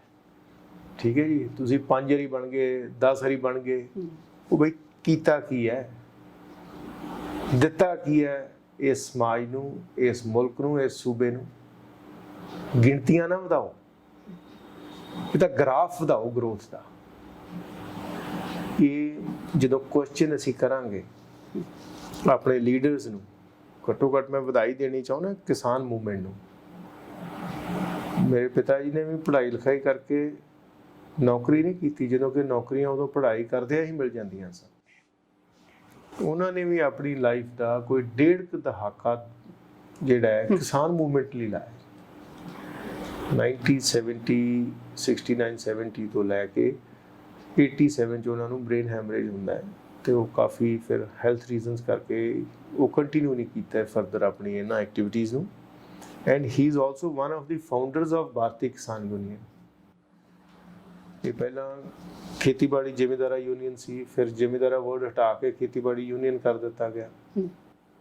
ਫਿਰ ਜਦੋਂ ਇਹਨਾਂ ਨੇ ਦੱਸਿਆ ਕਿ ਉੱਥੇ ਦਿੱਲੀ ਅਸੀਂ ਇਕੱਠੇ ਹੋਣਾ, ਕਿਉਂਕਿ ਜ਼ਿਆਦਾ ਕਿਸਾਨਾਂ ਨੂੰ ਦੇਣ ਵਾਸਤੇ ਪਾਲਿਸੀ ਹੈ ਹੀ ਦਿੱਲੀ ਕੋਲ, ਫੈਡਰਲ ਸਟਰਕਚਰ ਤਾਂ ਹੈ ਨਹੀਂ ਜਿਹਦੇ ਕਰਕੇ ਸੂਬੇ ਕੋਲ ਪੈਸਾ ਹੋਵੇ ਤੇ ਉਹ ਦੇ ਸਕੇ। ਸੋ ਜ਼ਿਆਦਾ ਪੈਸੇ ਦੀ ਤਾਕਤ ਸੈਂਟਰ ਕੋਲ ਹੈ ਤੇ ਸੈਂਟਰ ਹੀ ਡਿਲੀਵਰ ਕਰ ਸਕਦਾ ਹੈ ਜਿਹੜੀਆਂ ਕਿਸਾਨਾਂ ਦੀਆਂ ਮੰਗਾਂ ਸੀ। ਕਹਿੰਦੇ ਅਸੀਂ ਇਕੱਠੇ ਹੋ ਕੇ ਜਾਣਾ। ਫਿਰ ਉੱਥੇ ਕੋਈ ਤਾਮਿਲਨਾਡੂ ਦੇ ਕਿਸਾਨ ਆ ਰਹੇ, ਕਿਤੇ ਯੂਪੀ ਦੇ ਆ ਰਹੇ, ਮਹਾਰਾਸ਼ਟਰ ਦੇ ਆ ਰਹੇ, ਗੁਜਰਾਤ ਦੇ ਆ ਰਹੇ, ਹਰਿਆਣੇ ਦੇ ਆ ਰਹੇ, ਪੰਜਾਬ ਦੇ ਆ ਰਹੇ। ਤੇ ਕਹਿੰਦੇ ਉਹ ਫਿਰ ਮਿਡ 70s ਵਿੱਚ ਭਾਰਤੀ ਕਿਸਾਨ ਯੂਨੀਅਨ ਅਮਰਜ ਹੁੰਦੀ ਹੈ ਜੀ। ਤੇ ਸਾਊਥ ਇੰਡੀਆ ਦੇ ਕੋਈ ਲੀਡਰ ਸਨ ਤਾਮਿਲਨਾਡੂ ਦੇ, ਉਹ ਇਹਦੇ ਫਸਟ ਪ੍ਰੈਜ਼ੀਡੈਂਟ ਬਣੇ ਸਨ। ਸੋ ਇਹ ਮੇਰਾ ਗੱਲ ਦੱਸਣ ਤੋਂ ਮਤਲਬ ਇਹ ਹੈ ਕਿ ਇੱਕ ਕਿਸਾਨ ਮੂਵਮੈਂਟ ਵੀ ਇੱਕ ਇਹੋ ਜਿਹੀ ਮੂਵਮੈਂਟ ਹੈ ਜਿਹਨੇ ਲੋਕਾਂ ਦੀ ਅਣਖ ਨੂੰ ਜਗਾਇਆ ਹੈ ਔਰ ਲੋਕਾਂ ਨੇ ਇਹ ਕੋਸ਼ਿਸ਼ ਕੀਤੀ ਹੈ ਦੱਸਣ ਦੀ ਕਿ ਡੈਮੋਕ੍ਰੇਸੀ ਵਿੱਚ ਤੁਸੀਂ ਆਟੋਕ੍ਰੇਸੀ ਦਾ ਜਾਂ ਡਿਕਟੇਟਰਸ਼ਿਪ ਦਾ ਰਵੱਈਆ ਨਹੀਂ ਅਪਣਾ ਸਕਦੇ। ਪਰ ਇਹ ਮੰਦਭਾਗਾ ਹੈ ਕਿ ਡੈਮੋਕ੍ਰੇਸੀ ਵਿੱਚ ਜਿਹੜੇ ਕੋਈ ਪ੍ਰੋਟੈਸਟ ਜਾਂ ਡੈਮੋਨਸਟ੍ਰੇਸ਼ਨਸ ਹੁੰਦੇ ਨੇ ਜਾਂ ਜਿੱਥੇ ਵੀ ਕਿਤੇ ਐਜੀਟੇਸ਼ਨ ਦਾ ਇਹ ਰੂਪ ਅਖਤਿਆਰ ਕਰਦੇ ਨੇ, ਸਰਕਾਰਾਂ ਨੂੰ ਆਪਣੇ ਫੈਸਲਿਆਂ ਤੇ ਮੁੜ ਵਿਚਾਰਨ ਦੀ ਲੋੜ ਹੈ। ਤੇ ਜਿਹੜੀ ਗੱਲ ਤੁਸੀਂ ਐਜੂਕੇਸ਼ਨਲ ਇੰਸਟੀਟਿਊਸ਼ਨ ਵਿੱਚ ਡੈਮੋਕ੍ਰੇਸੀ ਦੀ ਕਹੀ ਹੈ, ਸਟੂਡੈਂਟਸ ਦੀ ਡੈਮੋਕ੍ਰੇਸੀ ਦੀ ਕਹੀ ਹੈ, ਇਹਦੀ ਬੜੀ ਲੋੜ ਹੈ। ਇਹਦੀ ਲੋੜ ਇੱਥੋਂ ਸ਼ੁਰੂ ਹੁੰਦੀ ਹੈ ਕਿ ਜਦੋਂ ਅਸੀਂ ਉਹੀ ਬਾਰ-ਬਾਰ ਉਹੀ ਲੀਡਰ ਵੇਖੀ ਜਾ ਰਹੇ ਹਾਂ। ਤੁਸੀਂ ਇੱਕ ਵਾਰੀ ਕਿਸੇ ਬੰਦੇ ਨੂੰ 2 ਵਾਰੀ ਮੁੱਖ ਮੰਤਰੀ ਬਣਾਤਾ, 2 ਵਾਰੀ ਪ੍ਰਧਾਨ ਮੰਤਰੀ ਬਣਾਤਾ, ਮੇਰਾ ਖਿਆਲ ਹੈ ਬਹੁਤ ਡਿਲੀਵਰ ਕਰਤਾ ਉਹਨੇ। So let's not be fed up from him ਕਿ ਕੀ ਉਹਨੇ ਹੋਰ ਕਰਨਾ, ਬਹੁਤ ਦੇਤਾ ਉਹਨੇ, ਆਪਣਾ best of his personality has already given. 10 ਸਾਲ ਦਾ ਟਾਈਮ ਇੱਕ ਦੇਸ਼ ਨੂੰ ਦੇਤਾ ਹੈ, ਸੂਬੇ ਨੂੰ ਦੇਤਾ ਹੈ, ਬਹੁਤ ਹੈ। ਇਹ ਤੇ ਕੋਈ ਰਾਈਡਰ ਹੋਣਾ ਚਾਹੀਦਾ ਹੈ ਇਸ ਚੀਜ਼ ਦੇ ਉੱਤੇ। ਤੇ ਜਿਹੜੀਆਂ ਸਟੂਡੈਂਟ ਇਲੈਕਸ਼ਨਸ ਨੇ, ਜੇ ਇਹ ਕਰ ਦਿੰਦੇ ਨੇ ਤੇ ਸਭ ਤੋਂ ਵੱਧ ਚੈੱਕ ਜਿਹੜਾ ਹੈਗਾ ਇਹ ਜਿਹੜੇ ਸਿਟਿੰਗ ਪੋਲੀਟੀਸ਼ੀਅਨਸ ਨੇ, ਸਿਟਿੰਗ ਲੀਡਰਸ ਨੇ, ਉਹਨਾਂ ਨੂੰ, ਕਿਉਂਕਿ ਉਹਨਾਂ ਨੂੰ ਹੀ ਇਸ ਗੱਲ ਦਾ ਖਤਰਾ ਹੋਣਾ ਹੈ। ਉਹ ਇਲੈਕਸ਼ਨਾਂ ਤੋਂ ਪਹਿਲਾਂ ਤੇ ਉਹਨਾਂ ਕੋਲ ਜੋ ਚੀਜ਼ ਵੀ ਮਨਵਾ ਲਓ ਮੰਨਣ ਨੂੰ ਤਿਆਰ ਨੇ। ਔਰ ਮੈਂ ਕਹਿੰਦਾ ਇਲੈਕਸ਼ਨ ਮੈਨੀਫੈਸਟੋ ਵੀ ਇੱਕ ਲੀਗਲ ਡਾਕੂਮੈਂਟ ਹੋਣਾ ਚਾਹੀਦਾ ਹੈ, ਤਾਂ ਕਿ ਜਿਹੜਾ ਪਾਰਟੀ ਦਾ ਹੈਡ ਜਾਂ ਜਿਹੜਾ ਉਹਨਾਂ ਦਾ ਚੀਫ ਮਿਨਿਸਟਰੀਅਲ ਜਾਂ ਪ੍ਰਾਈਮ ਮਿਨਿਸਟਰੀਅਲ ਕੈਂਡੀਡੇਟ ਹੈ, ਉਹ ਔਨ ਓਥ ਕਵੇ ਕਿ ਮੈਂ ਜੋ ਕਹਿ ਰਿਹਾ ਸਹੀ ਹੈ। ਔਰ ਹਰ ਕੰਟੈਸਟੈਂਟ, ਚਾਹੇ ਉਹ ਪਾਰਲੀਮੈਂਟ ਦਾ ਚਾਹੇ ਅਸੈਂਬਲੀ ਦਾ, ਇਹ ਕਵੇ ਕਿ ਹਾਂ ਜੋ ਇਹ ਕਹਿ ਰਿਹਾ ਮੈਂ ਔਨ ਓਥ ਕਹਿ ਰਿਹਾ ਔਰ ਉਸ ਤੇ ਪਹਿਰਾ ਦੇਵਾਂਗਾ। ਔਰ ਉਹਦਾ ਵਾਇਬਲ ਫਾਰਮੂਲਾ ਕੀ ਹੈ ਕਿ ਉਸ ਚੀਜ਼ ਨੂੰ ਪ੍ਰੈਕਟੀਕਲ ਸ਼ੇਪ ਕਿਵੇਂ ਦੇਣੀ ਹੈ, ਇਹਦਾ ਵੀ ਨਾਲ ਇੱਕ ਬਰੀਫ ਆਪਣੀ ਪਾਲਿਸੀ ਦੇਵੇ। ਜਿਹੜੇ ਅੱਖਾਂ ਮੀਟ ਕੇ ਵਾਅਦੇ ਕਰਦੇ ਨੇ ਤੇ ਸਾਡੇ ਵਿਚਾਰੇ ਭੋਲੇ ਭਾਲੇ ਲੋਕ ਹੈ, ਘੱਟ ਪੜ੍ਹੇ ਲਿਖੇ ਹੋਣ ਕਰਕੇ, ਮੈਂ ਇਹੋ ਬਾਰ-ਬਾਰ ਇਹ ਕਹਿ ਰਿਹਾ ਵੀ ਉਹ ਅਵੇਅਰਨੈਸ ਦੀ ਜਿਹੜੀ ਕਮੀ ਹੈ ਨਾ, ਸੋਸ਼ਲ ਮੀਡੀਆ ਨੇ ਕਾਫੀ ਦੂਰ ਕੀਤੀ ਆ ਉਹ। ਪਰ ਜਿਹੜਾ ਫਾਰਮਲ ਐਜੂਕੇਸ਼ਨ ਹੈ ਮੈਮ, ਇਹਦੇ ਨਾਲ ਬੰਦੇ ਦੀ ਜਿਹੜੀ ਐਨਾਲਾਈਜ਼ ਕਰਨ ਦੀ ਪਾਵਰ ਉਹ ਵੱਧਦੀ ਹੈ। ਤੇ ਉਹ ਸਟੂਡੈਂਟ ਇਲੈਕਸ਼ਨਸ ਨੂੰ ਜੇ ਅੱਜ ਇਹ ਕਰ ਦੇਣ ਤੇ ਤੁਸੀਂ ਆਉਣ ਵਾਲੇ 1 ਦਹਾਕੇ ਜਾਂ 2 ਦਹਾਕਿਆਂ 'ਚ ਲੀਡਰਸ਼ਿਪ ਵਿੱਚ ਚੇਂਜ ਵੇਖੋਗੇ। ਸਰ, ਤੁਸੀਂ ਇਸ ਚੀਜ਼ ਨੂੰ ਅਗਰੈਸਿਵਲੀ ਇੰਪਲੀਮੈਂਟ ਕਰਾਉਣ ਦੀ ਕੋਸ਼ਿਸ਼ ਕਰੋਗੇ ਸਰਕਾਰਾਂ ਤੋਂ ਕਿ ਸਟੂਡੈਂਟ ਬੋਡੀ ਇਲੈਕਸ਼ਨਸ ਨਾ ਓਨਲੀ ਪੰਜਾਬ ਯੂਨੀਵਰਸਿਟੀ 'ਚ, ਰਾਦਰ ਪੰਜਾਬ, ਹਰਿਆਣਾ, ਹਰ ਪਾਸੇ ਹੋਣੇ ਚਾਹੀਦੇ ਹੈ? ਬਿਲਕੁਲ ਜੀ, ਮੈਂ ਤੇ ਹਮੇਸ਼ਾ ਇਸ ਚੀਜ਼ ਦੇ ਹੱਕ 'ਚ ਹੈ ਕਿ ਫॉर ਡੈਮੋਕ੍ਰੇਸੀ, ਤੇ ਉਹਦੇ ਵਾਸਤੇ ਜਿਹੜਾ ਮੈਂ ਤੁਹਾਨੂੰ ਛੋਟੀ ਜਿਹੀ ਮਿਸਾਲ ਦੇਣੀ ਚਾਹੁੰਦਾ ਕਿ ਜਿਹੜੇ GNDU ਟੀਚਰ ਐਸੋਸੀਏਸ਼ਨ ਦੇ ਪ੍ਰੈਜ਼ੀਡੈਂਟ ਰਹੇ ਨੇ, ਕਾਫੀ ਲੰਬੇ ਸਮੇਂ ਤੋਂ ਮੇਰੇ ਨਾਲ ਇਨ ਟੱਚ ਨੇ, ਉਹਨਾਂ ਦਾ ਵੀ ਡਾਕਟਰ ਜੌਲ ਨੇ, ਡਾਕਟਰ DS ਜੌਲ, ਤੇ ਉਹ ਵੀ ਇਸ ਵਿਸ਼ੇ ਦੇ ਉੱਤੇ ਕਾਫੀ ਗੰਭੀਰਤਾ ਨਾਲ ਉਹਨਾਂ ਨੇ ਵਿਚਾਰ ਕੀਤਾ। ਫਿਰ ਮੇਰੀ 1-2 ਵਾਰੀ ਬਾਕੀ ਯੂਨੀਵਰਸਿਟੀਜ਼ ਦੇ ਵੀ ਐਸੋਸੀਏਸ਼ਨਸ ਨਾਲ ਗੱਲ ਕਰਵਾਈ। ਉਹ ਚਾਹੁੰਦੇ ਨੇ ਕਿ ਉਹਨਾਂ ਦਾ ਵੀ ਸਿਸਟਮ ਪੰਜਾਬ ਯੂਨੀਵਰਸਿਟੀ ਦੇ ਸਿਸਟਮ ਵਰਗਾ ਹੋਵੇ, ਕਿ ਡੈਮੋਕ੍ਰੇਸੀ ਸਟੂਡੈਂਟਸ ਦੀ ਬਜਾਏ ਜਿਹੜੀ ਉਹ ਯੂਨੀਵਰਸਿਟੀ ਦੀ ਗਵਰਨੈਂਸ ਹੈ ਉਹਦੇ 'ਚ ਵੀ ਰਿਫਲੈਕਟ ਹੋਵੇ। ਵੀ ਜਿਹੜੇ ਉਹਨਾਂ ਦੇ ਨੁਮਾਇੰਦੇ ਨੇ ਉਹ ਟੀਚਰਸ 'ਚੋਂ ਵੀ ਆਉਣ, ਉਹ ਸਟੂਡੈਂਟਸ 'ਚੋਂ ਵੀ ਆਉਣ, ਉਹ ਨਾਨ ਟੀਚਰ ਸਟਾਫ 'ਚੋਂ ਵੀ ਆਉਣ। ਇੱਕ ਇਨਕਲੂਸਿਵ ਪਾਲਿਸੀ ਹੋਵੇ ਵੀ ਸਾਰੇ ਫੈਕਟਰਸ ਤੁਸੀਂ ਜਿਹੜਾ ਇੱਕ ਇੰਸਟੀਚਿਊਟ ਹੈ ਉਹਦੇ ਕਵਰ ਕਰ ਲਏ ਹੈ, ਤੇ ਤੁਸੀਂ ਮੈਜੋਰਿਟੀ ਸਰਕਾਰ ਆਪਣੇ ਸੈਨੇਟਰਸ ਦੀ ਦੇ ਦੇਵੇ, ਲੇਕਿਨ ਆਵਾਜ਼ ਉਹਨਾਂ ਦੀ ਉਠਾਉਣ ਵਾਸਤੇ ਵੀ ਤਾਂ ਕੋਈ ਨਾ ਕੋਈ ਮੈਕੈਨਿਜ਼ਮ ਹੋਵੇ, ਕੋਈ ਨਾ ਕੋਈ ਉਹਨਾਂ ਦੀ ਰਿਪਰੈਜ਼ੈਂਟੇਸ਼ਨ ਹੋਵੇ। ਇਹ ਬੜਾ ਵਧੀਆ ਸਵਾਲ ਹੈ, ਇਹ ਹੋਣਾ ਚਾਹੀਦਾ। ਪਲੱਸ ਜਿੱਥੇ ਵੀ ਕਿਤੇ ਸਟੂਡੈਂਟ ਇਲੈਕਸ਼ਨਸ ਦੀ ਗੱਲ ਹੈ, ਮੈਂ ਤੇ ਇੱਥੇ ਸਟੂਡੈਂਟਸ ਨੂੰ ਕਹਾਂਗਾ ਕਿ ਇਕੱਠੇ ਹੋਣ। ਜਿਹੜਾ ਕਿਸਾਨਾਂ ਦੇ ਮੈਂ ਮੋਰਚੇ ਦੀ ਗੱਲ ਕੀਤੀ ਹੈ, ਉਹ ਹੀ ਸਟੂਡੈਂਟਸ ਨੂੰ ਵੀ ਮੋਰਚਾ ਲਾਉਣਾ ਚਾਹੀਦਾ। ਸਟੂਡੈਂਟਸ ਦੀ ਤਾਕਤ ਨੂੰ ਪਛਾਣਨ ਦੀ ਲੋੜ ਹੈ। ਮੈਂ 2-3 ਮਿਸਾਲਾਂ ਦੇਣੀਆਂ ਚਾਹਾਂਗਾ ਕਿ ਇੰਡੋਨੇਸ਼ੀਆ ਦਾ ਪ੍ਰੈਜ਼ੀਡੈਂਟ ਜਿਹੜਾ ਸੀਗਾ ਸੁਹਾਰਤੋ, ਉਹਨੂੰ ਲਾਉਣ ਵਾਲੇ ਸਟੂਡੈਂਟ ਸੀਗੇ। ਇੱਕ ਮੂਵਮੈਂਟ ਚੱਲੀ ਸੀਗੀ ਲੈਟਿਨ ਅਮਰੀਕਾ ਦੇ ਵਿੱਚ, ਯੂਨੀਵਰਸਿਟੀ ਦਾ ਕੰਟਰੋਲ ਜਿਹੜਾ ਸੀਗਾ ਉਹ ਕੰਟਰੋਲ ਸੀਗਾ ਕਿ ਉੱਥੇ ਪ੍ਰੋਫੈਸਰਸ਼ਿਪ ਟਿਲ ਲਾਈਫ ਸੀਗੀ। ਉਸ ਚੀਜ਼ ਦੇ ਅਗੇਂਸਟ ਸਟੂਡੈਂਟਸ ਉੱਠ ਕੇ ਆਏ ਵੀ ਅਸੀਂ ਕਿੱਧਰ ਨੂੰ ਜਾਣਾ ਹੈ, ਅਸੀਂ ਇਹਨਾਂ ਦੇ ਮਰਨ ਦਾ ਇੰਤਜ਼ਾਰ ਨਹੀਂ ਕਰਨਾ, ਅਸੀਂ ਇਹਨਾਂ ਦਾ ਕੰਟਰੋਲ ਇੱਥੋਂ ਹਟਾਉਣਾ ਚਾਹੁੰਦੇ ਹਾਂ। ਉਹ ਸਟੂਡੈਂਟਸ ਦੀ ਲਹਿਰ ਨਹੀਂ ਇਸ ਤਰ੍ਹਾਂ ਉੱਥੇ ਕ੍ਰਾਂਤੀ ਲਿਆਂਦੀ। ਔਰ ਮਿਡ 19th ਸੈਂਚੁਰੀ ਦੇ ਵਿੱਚ ਜਰਮਨ ਦੇ ਵਿੱਚ ਵੀ ਯੂਨੀਵਰਸਿਟੀ ਦਾ ਚਰਚਸ ਦੇ ਕੋਲ ਕੰਟਰੋਲ ਸੀਗਾ, ਉਹਦੇ ਵਿੱਚ ਵੀ ਫਿਰ ਸਟੂਡੈਂਟਸ ਅੱਗੇ ਆਏ। ਤੇ ਉਹ ਸਟੂਡੈਂਟ ਮੂਵਮੈਂਟਸ ਮੈਂ ਪਿਛਲੇ ਤੁਹਾਨੂੰ ਪੌਣੇ 2 ਸੈਂਚੁਰੀਜ਼ ਦੀ ਦੱਸ ਰਿਹਾ ਜੀ। ਜਿਹੜਾ ਜਰਮਨ ਦਾ ਸਟੂਡੈਂਟ ਮੂਵਮੈਂਟ ਸੀ ਉਹ 1850, 60, 70s ਦੇ ਵਿੱਚ ਰਹੀ ਹੈ ਜੀ। ਜਿਹੜਾ 1910 ਤੋਂ 1920 ਤੱਕ ਲੈਟਿਨ ਅਮਰੀਕਾ ਦੇ ਵਿੱਚ ਰਹੀ ਹੈ ਜੀ। ਮੂਵਮੈਂਟ ਆਫ ਕੈਲੋਰਾਡੋ ਕਰਕੇ ਉਹਦਾ ਨਾਮ ਦਿੱਤਾ ਗਿਆ ਸੀਗਾ। ਸੋ ਸੁਹਾਰਤੋ ਵਾਲਾ ਕੇਸ ਜਿਹੜਾ ਹੈ ਉਹ ਸਮਵੇਅਰ ਅਰਾਊਂਡ 90s ਦਾ ਹੈ ਜੀ, ਲੇਟ 90s ਦਾ। ਉਹਨਾਂ ਨੇ ਰਾਸ਼ਟਰਪਤੀ ਬਦਲਾਤਾ ਸੀ, ਪਲਟਤਾ ਸੀ ਉਹਦਾ ਤਖਤ। ਇਹ ਉਹ ਯੂਥ ਹੈ ਜਿਨ੍ਹਾਂ ਨੇ ਦੇਸ਼ ਦੇ ਹੁਕਮਰਾਨਾਂ ਦੇ ਤਖਤ ਬਦਲਤੇ ਸੀਗੇ। ਇਹ ਉਹ ਸਟੂਡੈਂਟ ਹੈ ਜਿਨ੍ਹਾਂ ਨੇ ਨਵੀਂ ਰੀਤੀ ਤੋਰਤੀ ਸੀ, ਨਵੇਂ ਮੋੜ ਪਾਤੇ ਸੀਗੇ। ਸੋ ਇਹ ਇਸ ਕਰਕੇ ਇਹ ਮੈਂ ਜਿਹੜੀਆਂ ਤੁਹਾਡੇ ਨਾਲ ਗੱਲਾਂ ਸਾਂਝੀਆਂ ਕਰ ਰਹੇ ਹਾਂ ਕਿ ਸਟੂਡੈਂਟਸ ਦੀ ਤਾਕਤ ਨੂੰ ਸਟੂਡੈਂਟਸ ਨੂੰ ਹੀ ਪਛਾਣਨ ਦੀ ਲੋੜ ਹੈ। ਇੱਕ ਤਾਂ ਇਹ ਹੈ। ਦੂਸਰਾ, ਜਿਹੜੇ ਸ਼ੁਭ ਚਿੰਤਕ ਨੇ ਪੰਜਾਬ ਦੇ, ਹਿੰਦੁਸਤਾਨ ਦੇ, ਸਾਡੇ ਭਾਰਤੀਅਤਾ ਦੇ, ਉਹਨਾਂ ਨੂੰ ਇਹ ਕਲਚਰ ਦੇਣਾ ਪੈਣਾ ਹੈ। ਇੱਕ ਤਾਂ ਆਪਣਾ ਮਾਈਂਡਸੈਟ ਤਿਆਰ ਕਰਨਾ ਪੈਣਾ ਹੈ ਕਿ ਭਾਈ ਮੈਂ ਲੰਬੇ ਸਮੇਂ ਲਈ ਰਾਜ ਨਹੀਂ ਕਰਨਾ, ਮੈਂ ਚੰਗੇ ਸਮੇਂ ਲਈ ਰਾਜ ਕਰਨਾ ਔਰ ਇੱਕ ਸਪੈਸੀਫਿਕ ਟਾਈਮ ਤੋਂ ਬਾਅਦ ਅਗਲੇ ਬੰਦੇ ਨੂੰ ਅੱਗੇ ਆਉਣ ਤੋਂ ਆ ਗਿਆ, ਉਸ ਤੋਂ ਬਾਅਦ ਉਹਦੀਆਂ ਸਰਵਿਸਿਜ਼ ਲਓ। ਹੁਣ ਜਿਹੜੀਆਂ ਸਟੂਡੈਂਟ ਬਾਡੀਜ਼ ਦੀਆਂ ਜੇ ਇਲੈਕਸ਼ਨ ਹੋ ਜਾਣ, ਮੈਂ ਕਹਿੰਦਾ ਜੀ ਆਉਣ ਵਾਲੇ 10 ਸਾਲਾਂ 'ਚ ਤੁਸੀਂ ਦੇਖੋਗੇ ਜੀ ਪੰਜਾਬ ਦੇ ਚਿਹਰੇ ਸਟੂਡੈਂਟ ਲੀਡਰਸ ਦੇ ਵਿੱਚੋਂ ਹੋਣਗੇ ਜੀ। ਪੰਜਾਬ ਦੀਆਂ ਰਵਾਇਤੀ ਯੂਨੀਵਰਸਿਟੀਆਂ ਇਸ ਵੇਲੇ ਕਿੰਨੀਆਂ ਨੇ?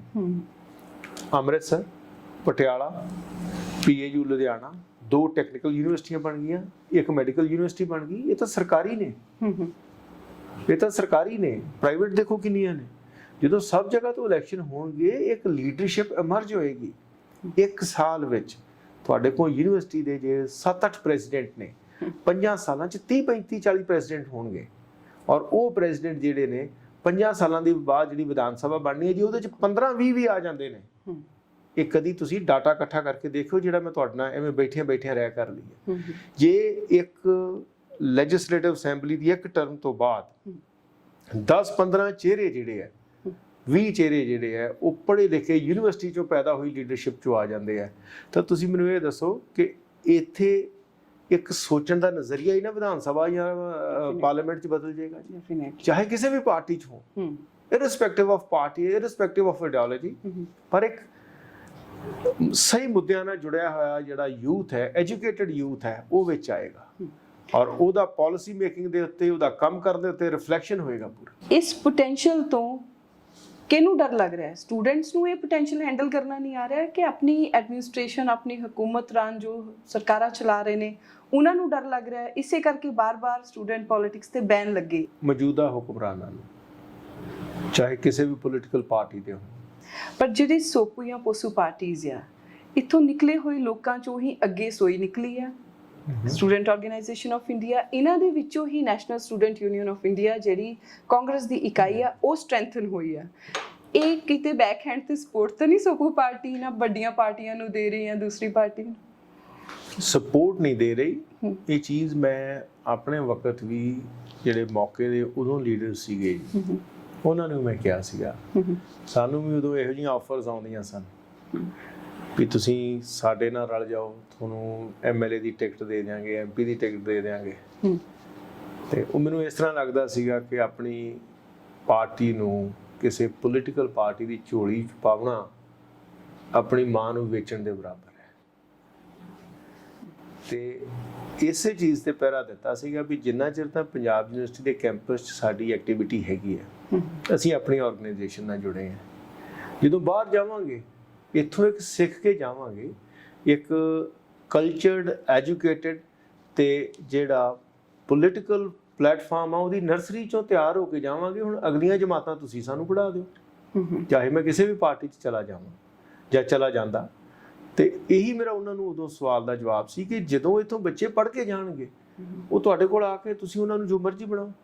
ਪਰ ਜੇ ਤੁਸੀਂ ਆਪਣੀ ਪਾਰਟੀ ਦੀਆਂ ਜੜ੍ਹਾਂ ਬਿਲਕੁਲ ਹੀ ਸਾਡੀ ਜਿਹੜੀ ਸੋਚ ਹੈ ਉੱਥੋਂ ਹੀ ਸ਼ੁਰੂ ਕਰਨੀਆਂ ਚਾਹੁੰਦੇ ਹੋ, ਤੇ ਉਹ ਬਿਲਕੁਲ ਵੀ ਤੁਹਾਡਾ ਸੌਦਾ ਮਨਜ਼ੂਰ ਨਹੀਂ। ਮੈਂ ਆਪਣੀ ਪਾਰਟੀ ਦੇ ਨਾਲ ਦਗਾ ਨਹੀਂ ਕਰ ਸਕਦਾ। ਮੈਂ ਆਪਣੀ ਜਿਹੜੀ ਸਟੂਡੈਂਟ ਬਾਡੀ ਹੈ, ਜਿਹੜੀ ਸਾਡੀ ਪੇਰੈਂਟ ਬਾਡੀ ਹੈ, ਮੈਂ ਉਹਨੂੰ ਵੇਚ ਕੇ ਮੈਂ ਕੋਈ ਮੁਨਾਫਾ ਨਹੀਂ ਕਮਾਉਣ ਆਇਆ। ਮੈਂ ਤੇ ਇੱਥੇ ਮੈਨੂੰ ਸਟੂਡੈਂਟ ਬਾਡੀ ਨੇ ਇੱਥੋਂ ਪੈਦਾ ਕੀਤਾ ਤੇ ਉਸੇ ਸਟੂਡੈਂਟ ਬਾਡੀ ਦੀ ਮੈਂ ਸੇਵਾ 'ਚ ਰਵਾਂਗਾ ਜਿੱਥੇ ਵੀ ਹੋਵਾਂਗਾ, ਔਰ ਜੋ ਮੇਰੀ ਡਿਊਟੀ ਹੈ ਥੋੜ੍ਹੀ ਬਹੁਤੀ ਉਹ ਕਰਦਾ ਰਵਾਂਗਾ। ਹਾਂ, ਜਦੋਂ ਮੈਂ ਯੂਨੀਵਰਸਿਟੀ 'ਚੋਂ ਬਾਹਰ ਹੈ, ਉਦੋਂ ਕਿਸੇ ਵੀ ਪੋਲੀਟੀਕਲ ਪਾਰਟੀ ਨੂੰ ਮੈਂ ਅਡਾਪਟ ਕਰ ਸਕਦਾ ਤੇ ਆਪਣਾ ਜਿਹੜਾ ਪੋਲੀਟੀਕਲ ਸਫ਼ਰ ਹੈ ਸ਼ੁਰੂ ਕਰ ਸਕਦਾ। ਤੁਹਾਡੇ 1997 ਦੇ ਵਿੱਚ, 98 ਦੇ ਦੌਰਾਨ ਤੁਹਾਡੇ ਤੇ ਗੋਲੀਆਂ ਵਾਲਾ ਅਟੈਕ ਹੋਇਆ, ਗੋਲੀਆਂ ਚੱਲੀਆਂ। What was that time and why? ਚਲੋ ਪਹਿਲਾਂ ਤਾਂ ਮੈਂ ਵਾਈ ਤੇ ਆਉਣਾ ਹੈ ਜੀ। ਤੇ ਸਾਨੂੰ ਇਸ ਤਰ੍ਹਾਂ ਹੀ ਪਤਾ ਲੱਗਾ ਕਿ ਉਹ ਐਡਮਿਸ਼ਨ ਦੇ ਨਾ ਲਾਸਟ ਡੇਜ਼ ਹੁੰਦੇ ਨੇ ਜੀ, ਤੇ ਉਹ ਇੱਕ ਨਾਰਮਲ ਉਦੋਂ ਕਲਚਰ ਟ੍ਰੈਂਡ ਹੁੰਦਾ ਸੀਗਾ ਕਿ ਲਾਸਟ ਡੇ ਦੇ ਵਿੱਚ ਨਾ ਧੱਕੇ ਨਾਲ ਐਡਮਿਸ਼ਨਾਂ ਕਰਾਉਂਦੇ ਹੁੰਦੇ ਸੀਗੇ। ਓਕੇ।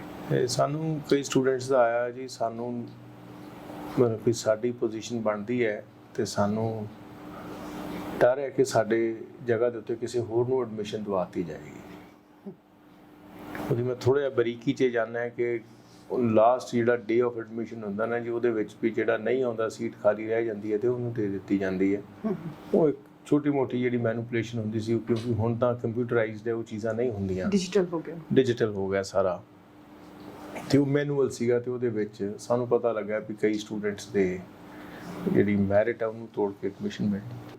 ਉਹਨੂੰ ਜਿਹੜਾ ਰੋਕਣ ਦੀ ਪ੍ਰਕਿਰਿਆ ਹੋਈ, ਉਹਦੇ ਵਿੱਚ ਫਿਰ ਸਾਡੇ ਉੱਤੇ ਕੋਈ 1-2 ਗਨਮੈਨ ਵੀ ਸੀਗੇ, ਫਿਰ ਇੱਕ ਉਹ ਪਰਸਨਲ ਆਪਣੇ ਹਥਿਆਰ ਵੀ ਸੀਗੇ, ਫਿਰ ਉਹਨਾਂ ਨੇ ਸਾਡੇ ਤੇ ਗੋਲੀਆਂ ਚਲਾਈਆਂ। There were multi bullets fired upon us. Many bullets fired upon us. So you were Not hit? one. ਵੇਖੋ ਜੀ, ਗੋਲੀ ਮੇਰੇ ਵੱਜੀ ਇੱਥੇ ਗੋਡੇ ਤੋਂ ਥੱਲੇ ਪੈਂਟ ਦੇ ਵਿੱਚੋਂ ਦੀ ਕ੍ਰਾਸ ਕਰਕੇ ਨਿਕਲੀ, but I felt the heat of the bullet. You felt the heat of politics. Yeah, heat of politics or the heat of the bullet. So ठीक है, पर डरे नहीं, खड़े रहे ਉਹਦੇ ਅੱਗੇ। So they were only aiming at legs. Yes, ਉਹ ਸਾਨੂੰ ਸਟਾਪ ਹੀ ਕਰ ਰਿਹਾ ਸੀਗਾ ਵੀ। Okay. ਮਤਲਬ ਕਿ ਮੈਂ ਕਹੂੰਗਾ ਕਿ ਉਹਦੀ ਸਿਆਣਪ ਸੀਗੀ ਸਿਆਣਪ in the sense? ਵੀ ਉਹ ਵਾਈਟਲ ਪਾਰਟ ਤੇ ਨਹੀਂ ਹਿੱਟ ਕੀਤਾ ਉਹਨੇ।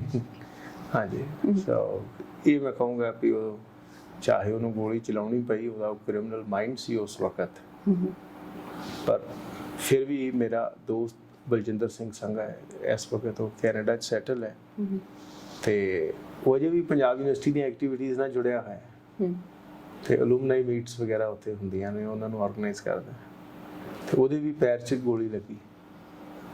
ਸੋ there were many bullets fired upon us, ਪਰ ਅਸੀਂ ਪਿੱਠ ਨਹੀਂ ਵਿਖਾਈ ਉਹਨਾਂ ਗੋਲੀਆਂ ਨੂੰ। ਇਹ ਮੈਂ ਕੈਮਰੇ ਦੇ ਉੱਤੇ ਤੁਹਾਡੇ ਨਾਲ ਸ਼ੇਅਰ ਕਰ ਰਿਹਾ ਕਿ ਅਸੀਂ ਫੇਸ ਕਰਕੇ ਬੁਲੇਟਸ ਨੂੰ ਝੱਲਿਆ। ਸੋ ਮੈਂ ਤੁਹਾਨੂੰ ਇਹੀ ਗੱਲ ਕਹੀ ਹੈ, ਜੋਸ਼ ਬੜਾ ਹੁੰਦਾ ਹੈ ਯੂਥ ਦੇ ਵਿੱਚ, ਔਰ ਤੁਸੀਂ ਤਾਂ ਹੁਣ ਵੀ youth ਹਾਂ, why not to come in mainstream politics? Why you did not come?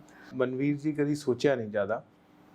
ਸੋ ਇਹੀ ਸੀਗਾ ਕਿ ਪਹਿਲਾਂ ਤਾਂ ਸ਼ੁਰੂਆਤੀ ਦੌਰ 'ਚ ਤਾਂ ਮੈਨੂੰ ਇਹੀ ਲੱਗਦਾ ਸੀ ਕਿ ਪੋਲਿਟਿਕਸ ਵਿਵਸਾਇ ਨਹੀਂ ਹੈ, ਇਹ ਸਰਵਿਸ ਹੈ।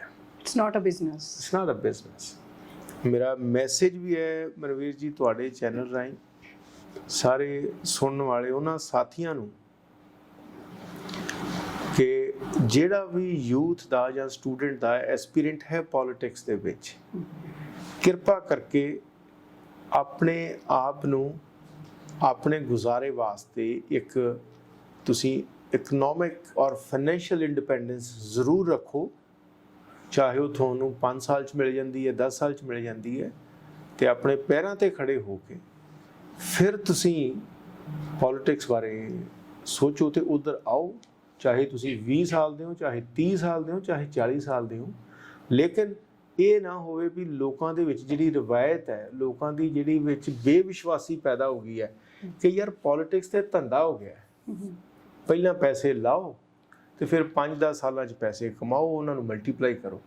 ਸੋ ਇਹ ਚੀਜ਼ ਨੂੰ ਜੇ ਅਸੀਂ ਰੋਕਣਾ ਹੈ ਤੇ ਪੋਲਿਟਿਕਸ ਨੂੰ ਜਾਂ ਗਵਰਨੈਂਸ 'ਚ ਆਉਣ ਵਾਸਤੇ, ਚਾਹੇ ਸਟੇਟ ਲੀਡਰਸ਼ਿਪ 'ਚ ਆਉਣ ਲਈ, ਸੈਂਟਰਲ ਲੀਡਰਸ਼ਿਪ 'ਚ ਆਉਣ ਲਈ, ਸਾਨੂੰ ਇਹਨੂੰ ਇੱਕ ਸਰਵਿਸ ਦੇ ਰੂਪ 'ਚ ਕਰਨਾ ਚਾਹੀਦਾ ਹੈ, ਨਾ ਕਿ ਇੱਕ ਧੰਦੇ ਦੇ ਰੂਪ ਵਿੱਚ। ਲੀਡਰਸ਼ਿਪ ਵੈਕਿਊਮ ਪੰਜਾਬ ਯੂਨੀਵਰਸਿਟੀ 'ਚ ਵੀ ਫੀਲ ਹੁੰਦਾ ਹੈ ਤੇ ਸਟੇਟ ਦੀ ਲੀਡਰਸ਼ਿਪ 'ਚ ਵੀ ਫੀਲ ਹੁੰਦਾ ਹੈ ਕਿ ਆਪਣੇ ਕੋਲ ਕੋਈ ਇਦਾਂ ਦਾ ਲੀਡਰ ਨਹੀਂ ਹੈ ਜੋ ਆਪਾਂ ਨੂੰ ਇੱਕ ਦਿਸ਼ਾ 'ਚ ਲੈ ਜਾਏ। ਸਟੂਡੈਂਟ ਪੋਲਿਟਿਕਸ ਦਾ ਫਿਊਚਰ ਤੁਸੀਂ ਕੀ ਦੇਖਦੇ ਹੋ? ਸਟੂਡੈਂਟ ਪੋਲਿਟਿਕਸ ਦਾ ਫਿਊਚਰ ਬੜਾ ਅੱਛਾ ਹੈ। ਮੈਂ ਫਿਰ ਕਹਿ ਰਿਹਾ ਕਿ ਸਾਡੀ ਯੂਨੀਵਰਸਿਟੀ ਦੇ ਵਿੱਚੋਂ ਖੁਰਾਨਾ ਸਾਹਿਬ ਵਰਗੇ ਜਿਹੜੇ ਉਹ ਮਤਲਬ ਕਿ ਹਰਗੋਬਿੰਦ ਖੁਰਾਨਾ ਜੀ ਵਰਲਡ ਰਿਨਾਊਂਡ ਸਾਇੰਟਿਸਟ ਨੇ, ਉਹਨਾਂ ਕੋਲ ਨੋਬਲ ਲੋਰੇਟ ਆਪਣੇ ਇਸ ਕੈਂਪਸ 'ਚੋਂ ਗਏ ਨੇ। ਇੱਥੇ ਡਾਕਟਰ ਮਨਮੋਹਨ ਸਿੰਘ ਵਰਗੇ ਬੰਦੇ ਨੇ ਜਿਹੜੇ ਅੱਜ ਦੇ ਯੁੱਗ ਵਿੱਚ ਲਿਵਿੰਗ ਲੀਜੈਂਡ ਨੇ। As a economist, you can say I'm a global economist, exactly. ਜੇ ਇਹ ਏਡੇ ਵਧੀਆ ਬੰਦੇ ਪੈਦਾ ਹੋ ਸਕਦੇ ਹੈ, ਇੱਕ ਸਾਇੰਟਿਸਟ ਪੈਦਾ ਹੋ ਸਕਦੇ ਹੈ, ਇੱਕ ਡਾਕਟਰ ਪੈਦਾ ਹੋ ਸਕਦੇ ਹੈ, ਇੱਕ ਲਾਇਰ ਪੈਦਾ ਹੋ ਸਕਦਾ ਹੈ, ਤੇ ਲੀਡਰਸ ਵੀ ਜੇ ਇਹਨਾਂ ਵਿੱਚੋਂ ਹੀ ਅੱਗੇ ਆਉਣ, ਐਸੇ ਯੂਨੀਵਰਸਿਟੀਆਂ ਦੇ ਵਿੱਚੋਂ ਹੀ ਬਣ ਕੇ ਤਣ ਕੇ ਆਉਣ, ਮੇਰਾ ਖਿਆਲ ਹੈ ਬੜਾ ਵਧੀਆ ਕਲਚਰ, ਬੜਾ ਵਧੀਆ ਕਨਸੈਪਟ ਦਿੱਤਾ ਜਾ ਸਕਦਾ ਹੈ। ਔਰ ਪੰਜਾਬ ਦੇ ਵਿੱਚ ਜੇ ਕੋਈ ਪੋਲੀਟੀਕਲ ਪਾਰਟੀ ਨਹੀਂ ਕਰਾਉਣਾ ਚਾਹੁੰਦੀ ਇਲੈਕਸ਼ਨ, ਤਾਂ ਉਹ ਉਹਦੀ ਸੌੜੀ ਸੋਚ ਹੈ। ਔਰ ਜਿਹੜਾ ਕਮਿਟ ਕਰਕੇ ਨਹੀਂ ਕਰਾ ਰਿਹਾ, ਉਹ ਧੋਖਾ ਹੈ, ਉਹ ਝੂਠਾ ਹੈ, ਔਰ ਉਹ ਸਾਡੇ ਯੂਥ ਨੂੰ, ਸਾਡੇ ਸਟੂਡੈਂਟਸ ਨੂੰ ਬੇਵਕੂਫ ਬਣਾ ਰਿਹਾ। ਇਹ ਬਿਲਕੁਲ ਇਸ ਤਰ੍ਹਾਂ ਨਹੀਂ ਹੋਣਾ ਚਾਹੀਦਾ, ਔਰ ਇਹਦੇ ਵਾਸਤੇ ਸਟੂਡੈਂਟਸ ਨੂੰ ਆਵਾਜ਼ ਚੱਕਣੀ ਚਾਹੀਦੀ ਹੈ। ਹਾਂ, ਇੱਕ ਸੰਯਮ ਦੇ ਦਾਇਰੇ 'ਚ ਵੀ ਰਹਿ ਕੇ, ਸਾਡਾ ਜਿਹੜਾ ਇਹ ਸਟੂਡੈਂਟ ਐਕਟਿਵਿਜ਼ਮ ਹੈ, ਉਹਨੂੰ ਕਰਨ ਦੀ ਲੋੜ ਹੈ, ਉਹਨੂੰ ਇਲੈਕਸ਼ਨ ਨੂੰ ਕਰਾਉਣ ਦੀ ਲੋੜ ਹੈ, ਤਾਂ ਕਿ ਸਟੂਡੈਂਟ ਇਲੈਕਸ਼ਨ ਬਦਨਾਮ ਨਾ ਹੋ। ਇਹ ਬੜੀ ਵੱਡੀ ਰਿਸਪੌਂਸਿਬਿਲਿਟੀ ਹੈ। ਮੈਂ ਦੂਸਰੀ ਵਾਰੀ ਦਾ ਜਿਹੜਾ ਸਟੂਡੈਂਟ ਇਲੈਕਸ਼ਨ ਦੀ ਆਪਣੀ ਤੁਹਾਡੇ ਨਾਲ ਸ਼ੇਅਰ ਕਰਦਾ, ਜੋ ਸੈਕੰਡ ਟਾਈਮ ਪ੍ਰੈਜ਼ੀਡੈਂਟ ਬਣਦਾ ਹੈ, ਤੇ ਸਾਰੀਆਂ ਸਟੂਡੈਂਟ ਬਾਡੀਜ਼ ਨੇ, ਮੈਂ ਉਹਨਾਂ ਨੂੰ ਕਨਵਿੰਸ ਕੀਤਾ, ਮੈਂ ਕਿਹਾ ਯਾਰ ਪੋਸਟਰ ਨਾ ਲਾਈਏ। ਅੱਛਾ। ਉਹ ਕਹਿੰਦੇ ਯਾਰ ਜੇ ਇੱਕ ਨੇ ਲਾਤੇ ਤਾਂ ਮਗਰੇ ਸਾਰਿਆਂ ਲਾ ਦੇਣੇ। ਮੈਂ ਡੀਨ ਨਾਲ ਗੱਲ ਕੀਤੀ, ਉਸ ਵਕਤ ਦੇ ਵਿੱਚ ਪ੍ਰੋਫੈਸਰ RS ਗਰੇਵਾਲ ਸੀਗੇ ਸ਼ਾਇਦ। ਮੈਂ ਕਿਹਾ ਕਿ ਸਰ ਜਿਹੜੀ ਡਿਫੇਸਮੈਂਟ ਹੁੰਦੀ ਹੈ ਨਾ, ਉਹ ਗਲਤ ਹੈ, ਤੇ ਉਦੋਂ ਤੱਕ ਕਾਫੀ ਪੋਸਟਰ ਲੱਗ ਚੁੱਕੇ ਸੀਗੇ, ਤੇ ਕਹਿੰਦੇ ਚਲੋ ਇਸ ਤੋਂ ਗਾਂਹ ਨਾ ਲਾਇਓ। ਤੇ ਉਦੋਂ ਮੈਨੂੰ ਯਾਦ ਹੈ ਸਾਡਾ ਪੋਸਟਰਾਂ ਦਾ ਖਰਚਾ ਹੀ ਅੱਧਾ ਰਹਿ ਗਿਆ ਸੀਗਾ ਜੀ। ਇਹੀ ਚੀਜ਼ ਹਾਈ ਕੋਰਟ ਦੀ ਇੱਕ ਇਲੈਕਸ਼ਨ ਹੋਈ, ਉਹਦੇ ਵਿੱਚ ਮੈਂ ਇਲੈਕਸ਼ਨ ਕਮੇਟੀ ਨੂੰ ਕਿਹਾ ਕਿ ਤੁਸੀਂ ਆਹ ਬੰਦ ਕਰਾ ਦਿਓ, ਜਿਹੜੇ ਕਾਰਡ ਬਣਦੇ ਆ ਸਾਡੇ, ਉੱਥੇ ਪੋਸਟਰ ਤਾਂ ਲਾਉਂਦੇ ਨਹੀਂ। ਤੇ ਉਹ ਕੈਂਡੀਡੇਟ ਕਹਿੰਦੇ ਆ ਸਾਡੇ ਕੋਲ ਥੋੜੇ ਛਪੇ ਆ। ਮੈਂ ਕਿਹਾ 2 ਦਿਨਾਂ 'ਚ ਖਤਮ ਕਰ ਲਓ। ਉਹ ਮੈਂ ਕਿਹਾ ਹੁਣ ਤਾਂ ਇਲੈਕਟ੍ਰੋਨਿਕ ਪ੍ਰਚਾਰ ਹੋ ਜਾਂਦਾ ਹੈ, ਇਲੈਕਟ੍ਰੋਨਿਕ ਮਾਧਿਅਮ ਰਾਹੀਂ। ਤੇ ਉਸ ਵਕਤ ਮੈਨੂੰ ਯਾਦ ਹੈ ਕਿ ਸਾਡੀ ਡਿਫੇਸਮੈਂਟ ਬੜੀ ਘੱਟ ਹੋਈ, ਕਿਸੇ ਨੇ ਪੋਸਟਰ ਨਹੀਂ ਲਾਏ ਬਹੁਤੇ, ਜਿਹੜੇ ਥੋੜੇ ਬਹੁਤੇ ਲੱਗੇ ਅਸੀਂ ਉਹ ਪਹਿਲੇ ਹਫਤੇ 'ਚ ਹੀ ਇੱਕ ਡਰਾਈਵ ਚਲਾਈ ਵੀ ਆਪੋ ਆਪਣਾ ਪੋਸਟਰ ਆਪੋ ਆਪਣੀ ਸਟੂਡੈਂਟ ਬਾਡੀ ਲਾਏਗੀ, ਉਤਾਰੇਗੀ। ਤੇ ਮੈਮ ਇੱਕ ਹਫਤੇ ਦੇ ਵਿੱਚ ਡਿਫੇਸਮੈਂਟ ਹੀ ਖਤਮ ਹੋ ਗਈ। ਮੈਂ ਗੱਲ ਕਹਿੰਦਾ ਇੱਕ ਨਾ ਇਹੋ ਜਿਹੀ ਕੋਈ ਨਾ ਕੋਈ ਸਾਨੂੰ ਰੂਲ ਟੂ ਗਵਰਨ ਸੈਲਫ ਦੀਆਂ ਚੀਜ਼ਾਂ ਅਡਾਪਟ ਕਰਨੀਆਂ ਚਾਹੀਦੀਆਂ, ਇਨੋਵੇਟ ਕਰਨੀਆਂ ਚਾਹੀਦੀਆਂ, ਤੇ ਉਹਦੇ 'ਚ ਲਿਆਉਣੀਆਂ ਚਾਹੀਦੀਆਂ ਜਿੱਥੇ ਕੁਝ এনवायरमेंट ਨੂੰ ਵੀ ਅਸੀਂ ਕੰਟਰੀਬਿਊਟ ਕਰ ਸਕੀਏ। ਔਰ ਮੈਂ 2 ਇਲੈਕਸ਼ਨਾਂ ਦੀ ਗੱਲ ਕੀਤੀ ਹੈ ਤੁਹਾਡੇ ਨਾਲ, 1920 ਵਾਲਾ ਹਾਈ ਕੋਰਟ ਵਾਲਾ ਔਰ 99-2000 ਯੂਨੀਵਰਸਿਟੀ ਵਾਲਾ। ਮਤਲਬ ਪੇਪਰ ਵੇਸਟ ਘਟ ਗਿਆ, ਹਾਂਜੀ, ਡਿਫੇਸਮੈਂਟ ਘਟ ਗਈ, ਖਰਚਾ ਘਟ ਗਿਆ। ਹਾਂ, ਤੇ ਤੁਸੀਂ ਲਗਾਤਾਰ ਪੰਜਾਬ ਯੂਨੀਵਰਸਿਟੀ ਦੇ ਮੁੱਦਿਆਂ 'ਚ ਬੋਲਦੇ ਆ। ਸੈਨੇਟ ਦੇ ਮੈਂਬਰ ਤੁਸੀਂ ਰਹਿ ਚੁੱਕੇ ਆ, ਸਿੰਡੀਕੇਟ ਦੇ ਮੈਂਬਰ ਤੁਸੀਂ ਰਹਿ ਚੁੱਕੇ ਆ, ਹੁਣ ਵੀ ਸੈਨੇਟ ਦੇ ਪ੍ਰੋਟੈਸਟ 'ਚ ਤੁਸੀਂ ਲਗਾਤਾਰ ਇਨਵੋਲਵਡ ਆ। ਕੀ ਆਪਾਂ ਉਮੀਦ ਲਾ ਸਕਦੇ ਹਾਂ ਕਿ ਤੁਸੀਂ ਥੋੜਾ ਜਿਹਾ ਐਗਰੈਸਿਵ ਢੰਗ ਦੇ ਨਾਲ ਇਸ ਚੀਜ਼ ਨੂੰ ਥੋੜਾ ਡੈਡੀਕੇਸ਼ਨ ਨਾਲ ਸਟੇਟ ਗਵਰਨਮੈਂਟ ਤੋਂ ਇਸ ਚੀਜ਼ ਨੂੰ ਲਾਗੂ ਕਰਵਾਉਣ ਦਾ ਅੱਗੇ ਯਤਨ ਕਰੋਗੇ ਕਿ ਸਟੂਡੈਂਟ ਬਾਡੀ ਪੋਲਿਟਿਕਸ ਜਿਹੜੀ ਆ, ਸਟੂਡੈਂਟ ਬਾਡੀ ਦੀਆਂ ਇਲੈਕਸ਼ਨਸ ਹੋਣੀਆਂ ਚਾਹੀਦੀਆਂ? ਫਿਰ ਮੈਂ ਇੱਕ ਇਕੱਲਾ ਬੰਦਾ ਨਹੀਂ ਕਰ ਸਕਦਾ। ਤੁਸੀਂ ਇੰਨਾ ਵੈਲਫੇਅਰ ਦਾ ਸੋਚਿਆ ਪੰਜਾਬ ਯੂਨੀਵਰਸਿਟੀ? ਮੈਂ ਕਹਿ ਰਿਹਾ ਮੈਂ ਜਗਾ ਸਕਦਾ। ਮੇਰੀ ਫਿਰ ਪੰਜਾਬ ਦੇ ਸਾਰੇ ਵਿਦਿਆਰਥੀਆਂ ਨੂੰ, ਹਰਿਆਣੇ ਦੇ ਸਾਰੇ ਵਿਦਿਆਰਥੀਆਂ ਨੂੰ, ਹਿਮਾਚਲ ਦੇ ਸਾਰੇ ਵਿਦਿਆਰਥੀਆਂ ਨੂੰ, ਚੰਡੀਗੜ੍ਹ ਦੇ ਸਾਰੇ ਵਿਦਿਆਰਥੀਆਂ ਨੂੰ ਬੇਨਤੀ ਹੈ ਆਪਣੇ ਆਪ ਨੂੰ ਸੰਯਮ 'ਚ ਰੱਖਣ। ਇਹ ਪੜ੍ਹੇ ਲਿਖੇ ਉਹਦੇ ਪੜ੍ਹੇ ਲਿਖੇ ਵਾਲੀ ਰਿਫਲੈਕਸ਼ਨ ਹੋਵੇ। ਤੇ ਦੂਜਾ ਕੁਐਸਚਨ ਕਰੋ ਜਿਹੜੇ ਤੁਹਾਡੇ ਪਹਿਲੇ ਲੀਡਰਸ ਨੇ, ਚਾਹੇ ਪਿਛਲੀ 5 ਸਾਲ ਦੀ ਸਰਕਾਰ ਹੈ ਕੋਈ, ਚਾਹੇ 10 ਸਾਲ ਪੁਰਾਣੀ ਹੈ, ਚਾਹੇ 15 ਸਾਲ ਪੁਰਾਣੀ ਹੈ, ਤੁਹਾਡੇ ਕੋਲ ਵੋਟਾਂ ਲਈ ਫਿਰ ਆਉਣਾ ਉਹਨਾਂ ਨੇ। ਉਹਨਾਂ ਨੂੰ ਕਹੋ ਤੁਸੀਂ ਸਾਡੇ ਲਈ ਘੱਟੋ ਘੱਟ ਇਲੈਕਸ਼ਨ ਦਾ ਪ੍ਰੋਮਿਸ ਕੀਤਾ ਸੀ, ਉਹ ਪੂਰਾ ਕਿਉਂ ਨਹੀਂ ਕਰ ਰਹੇ?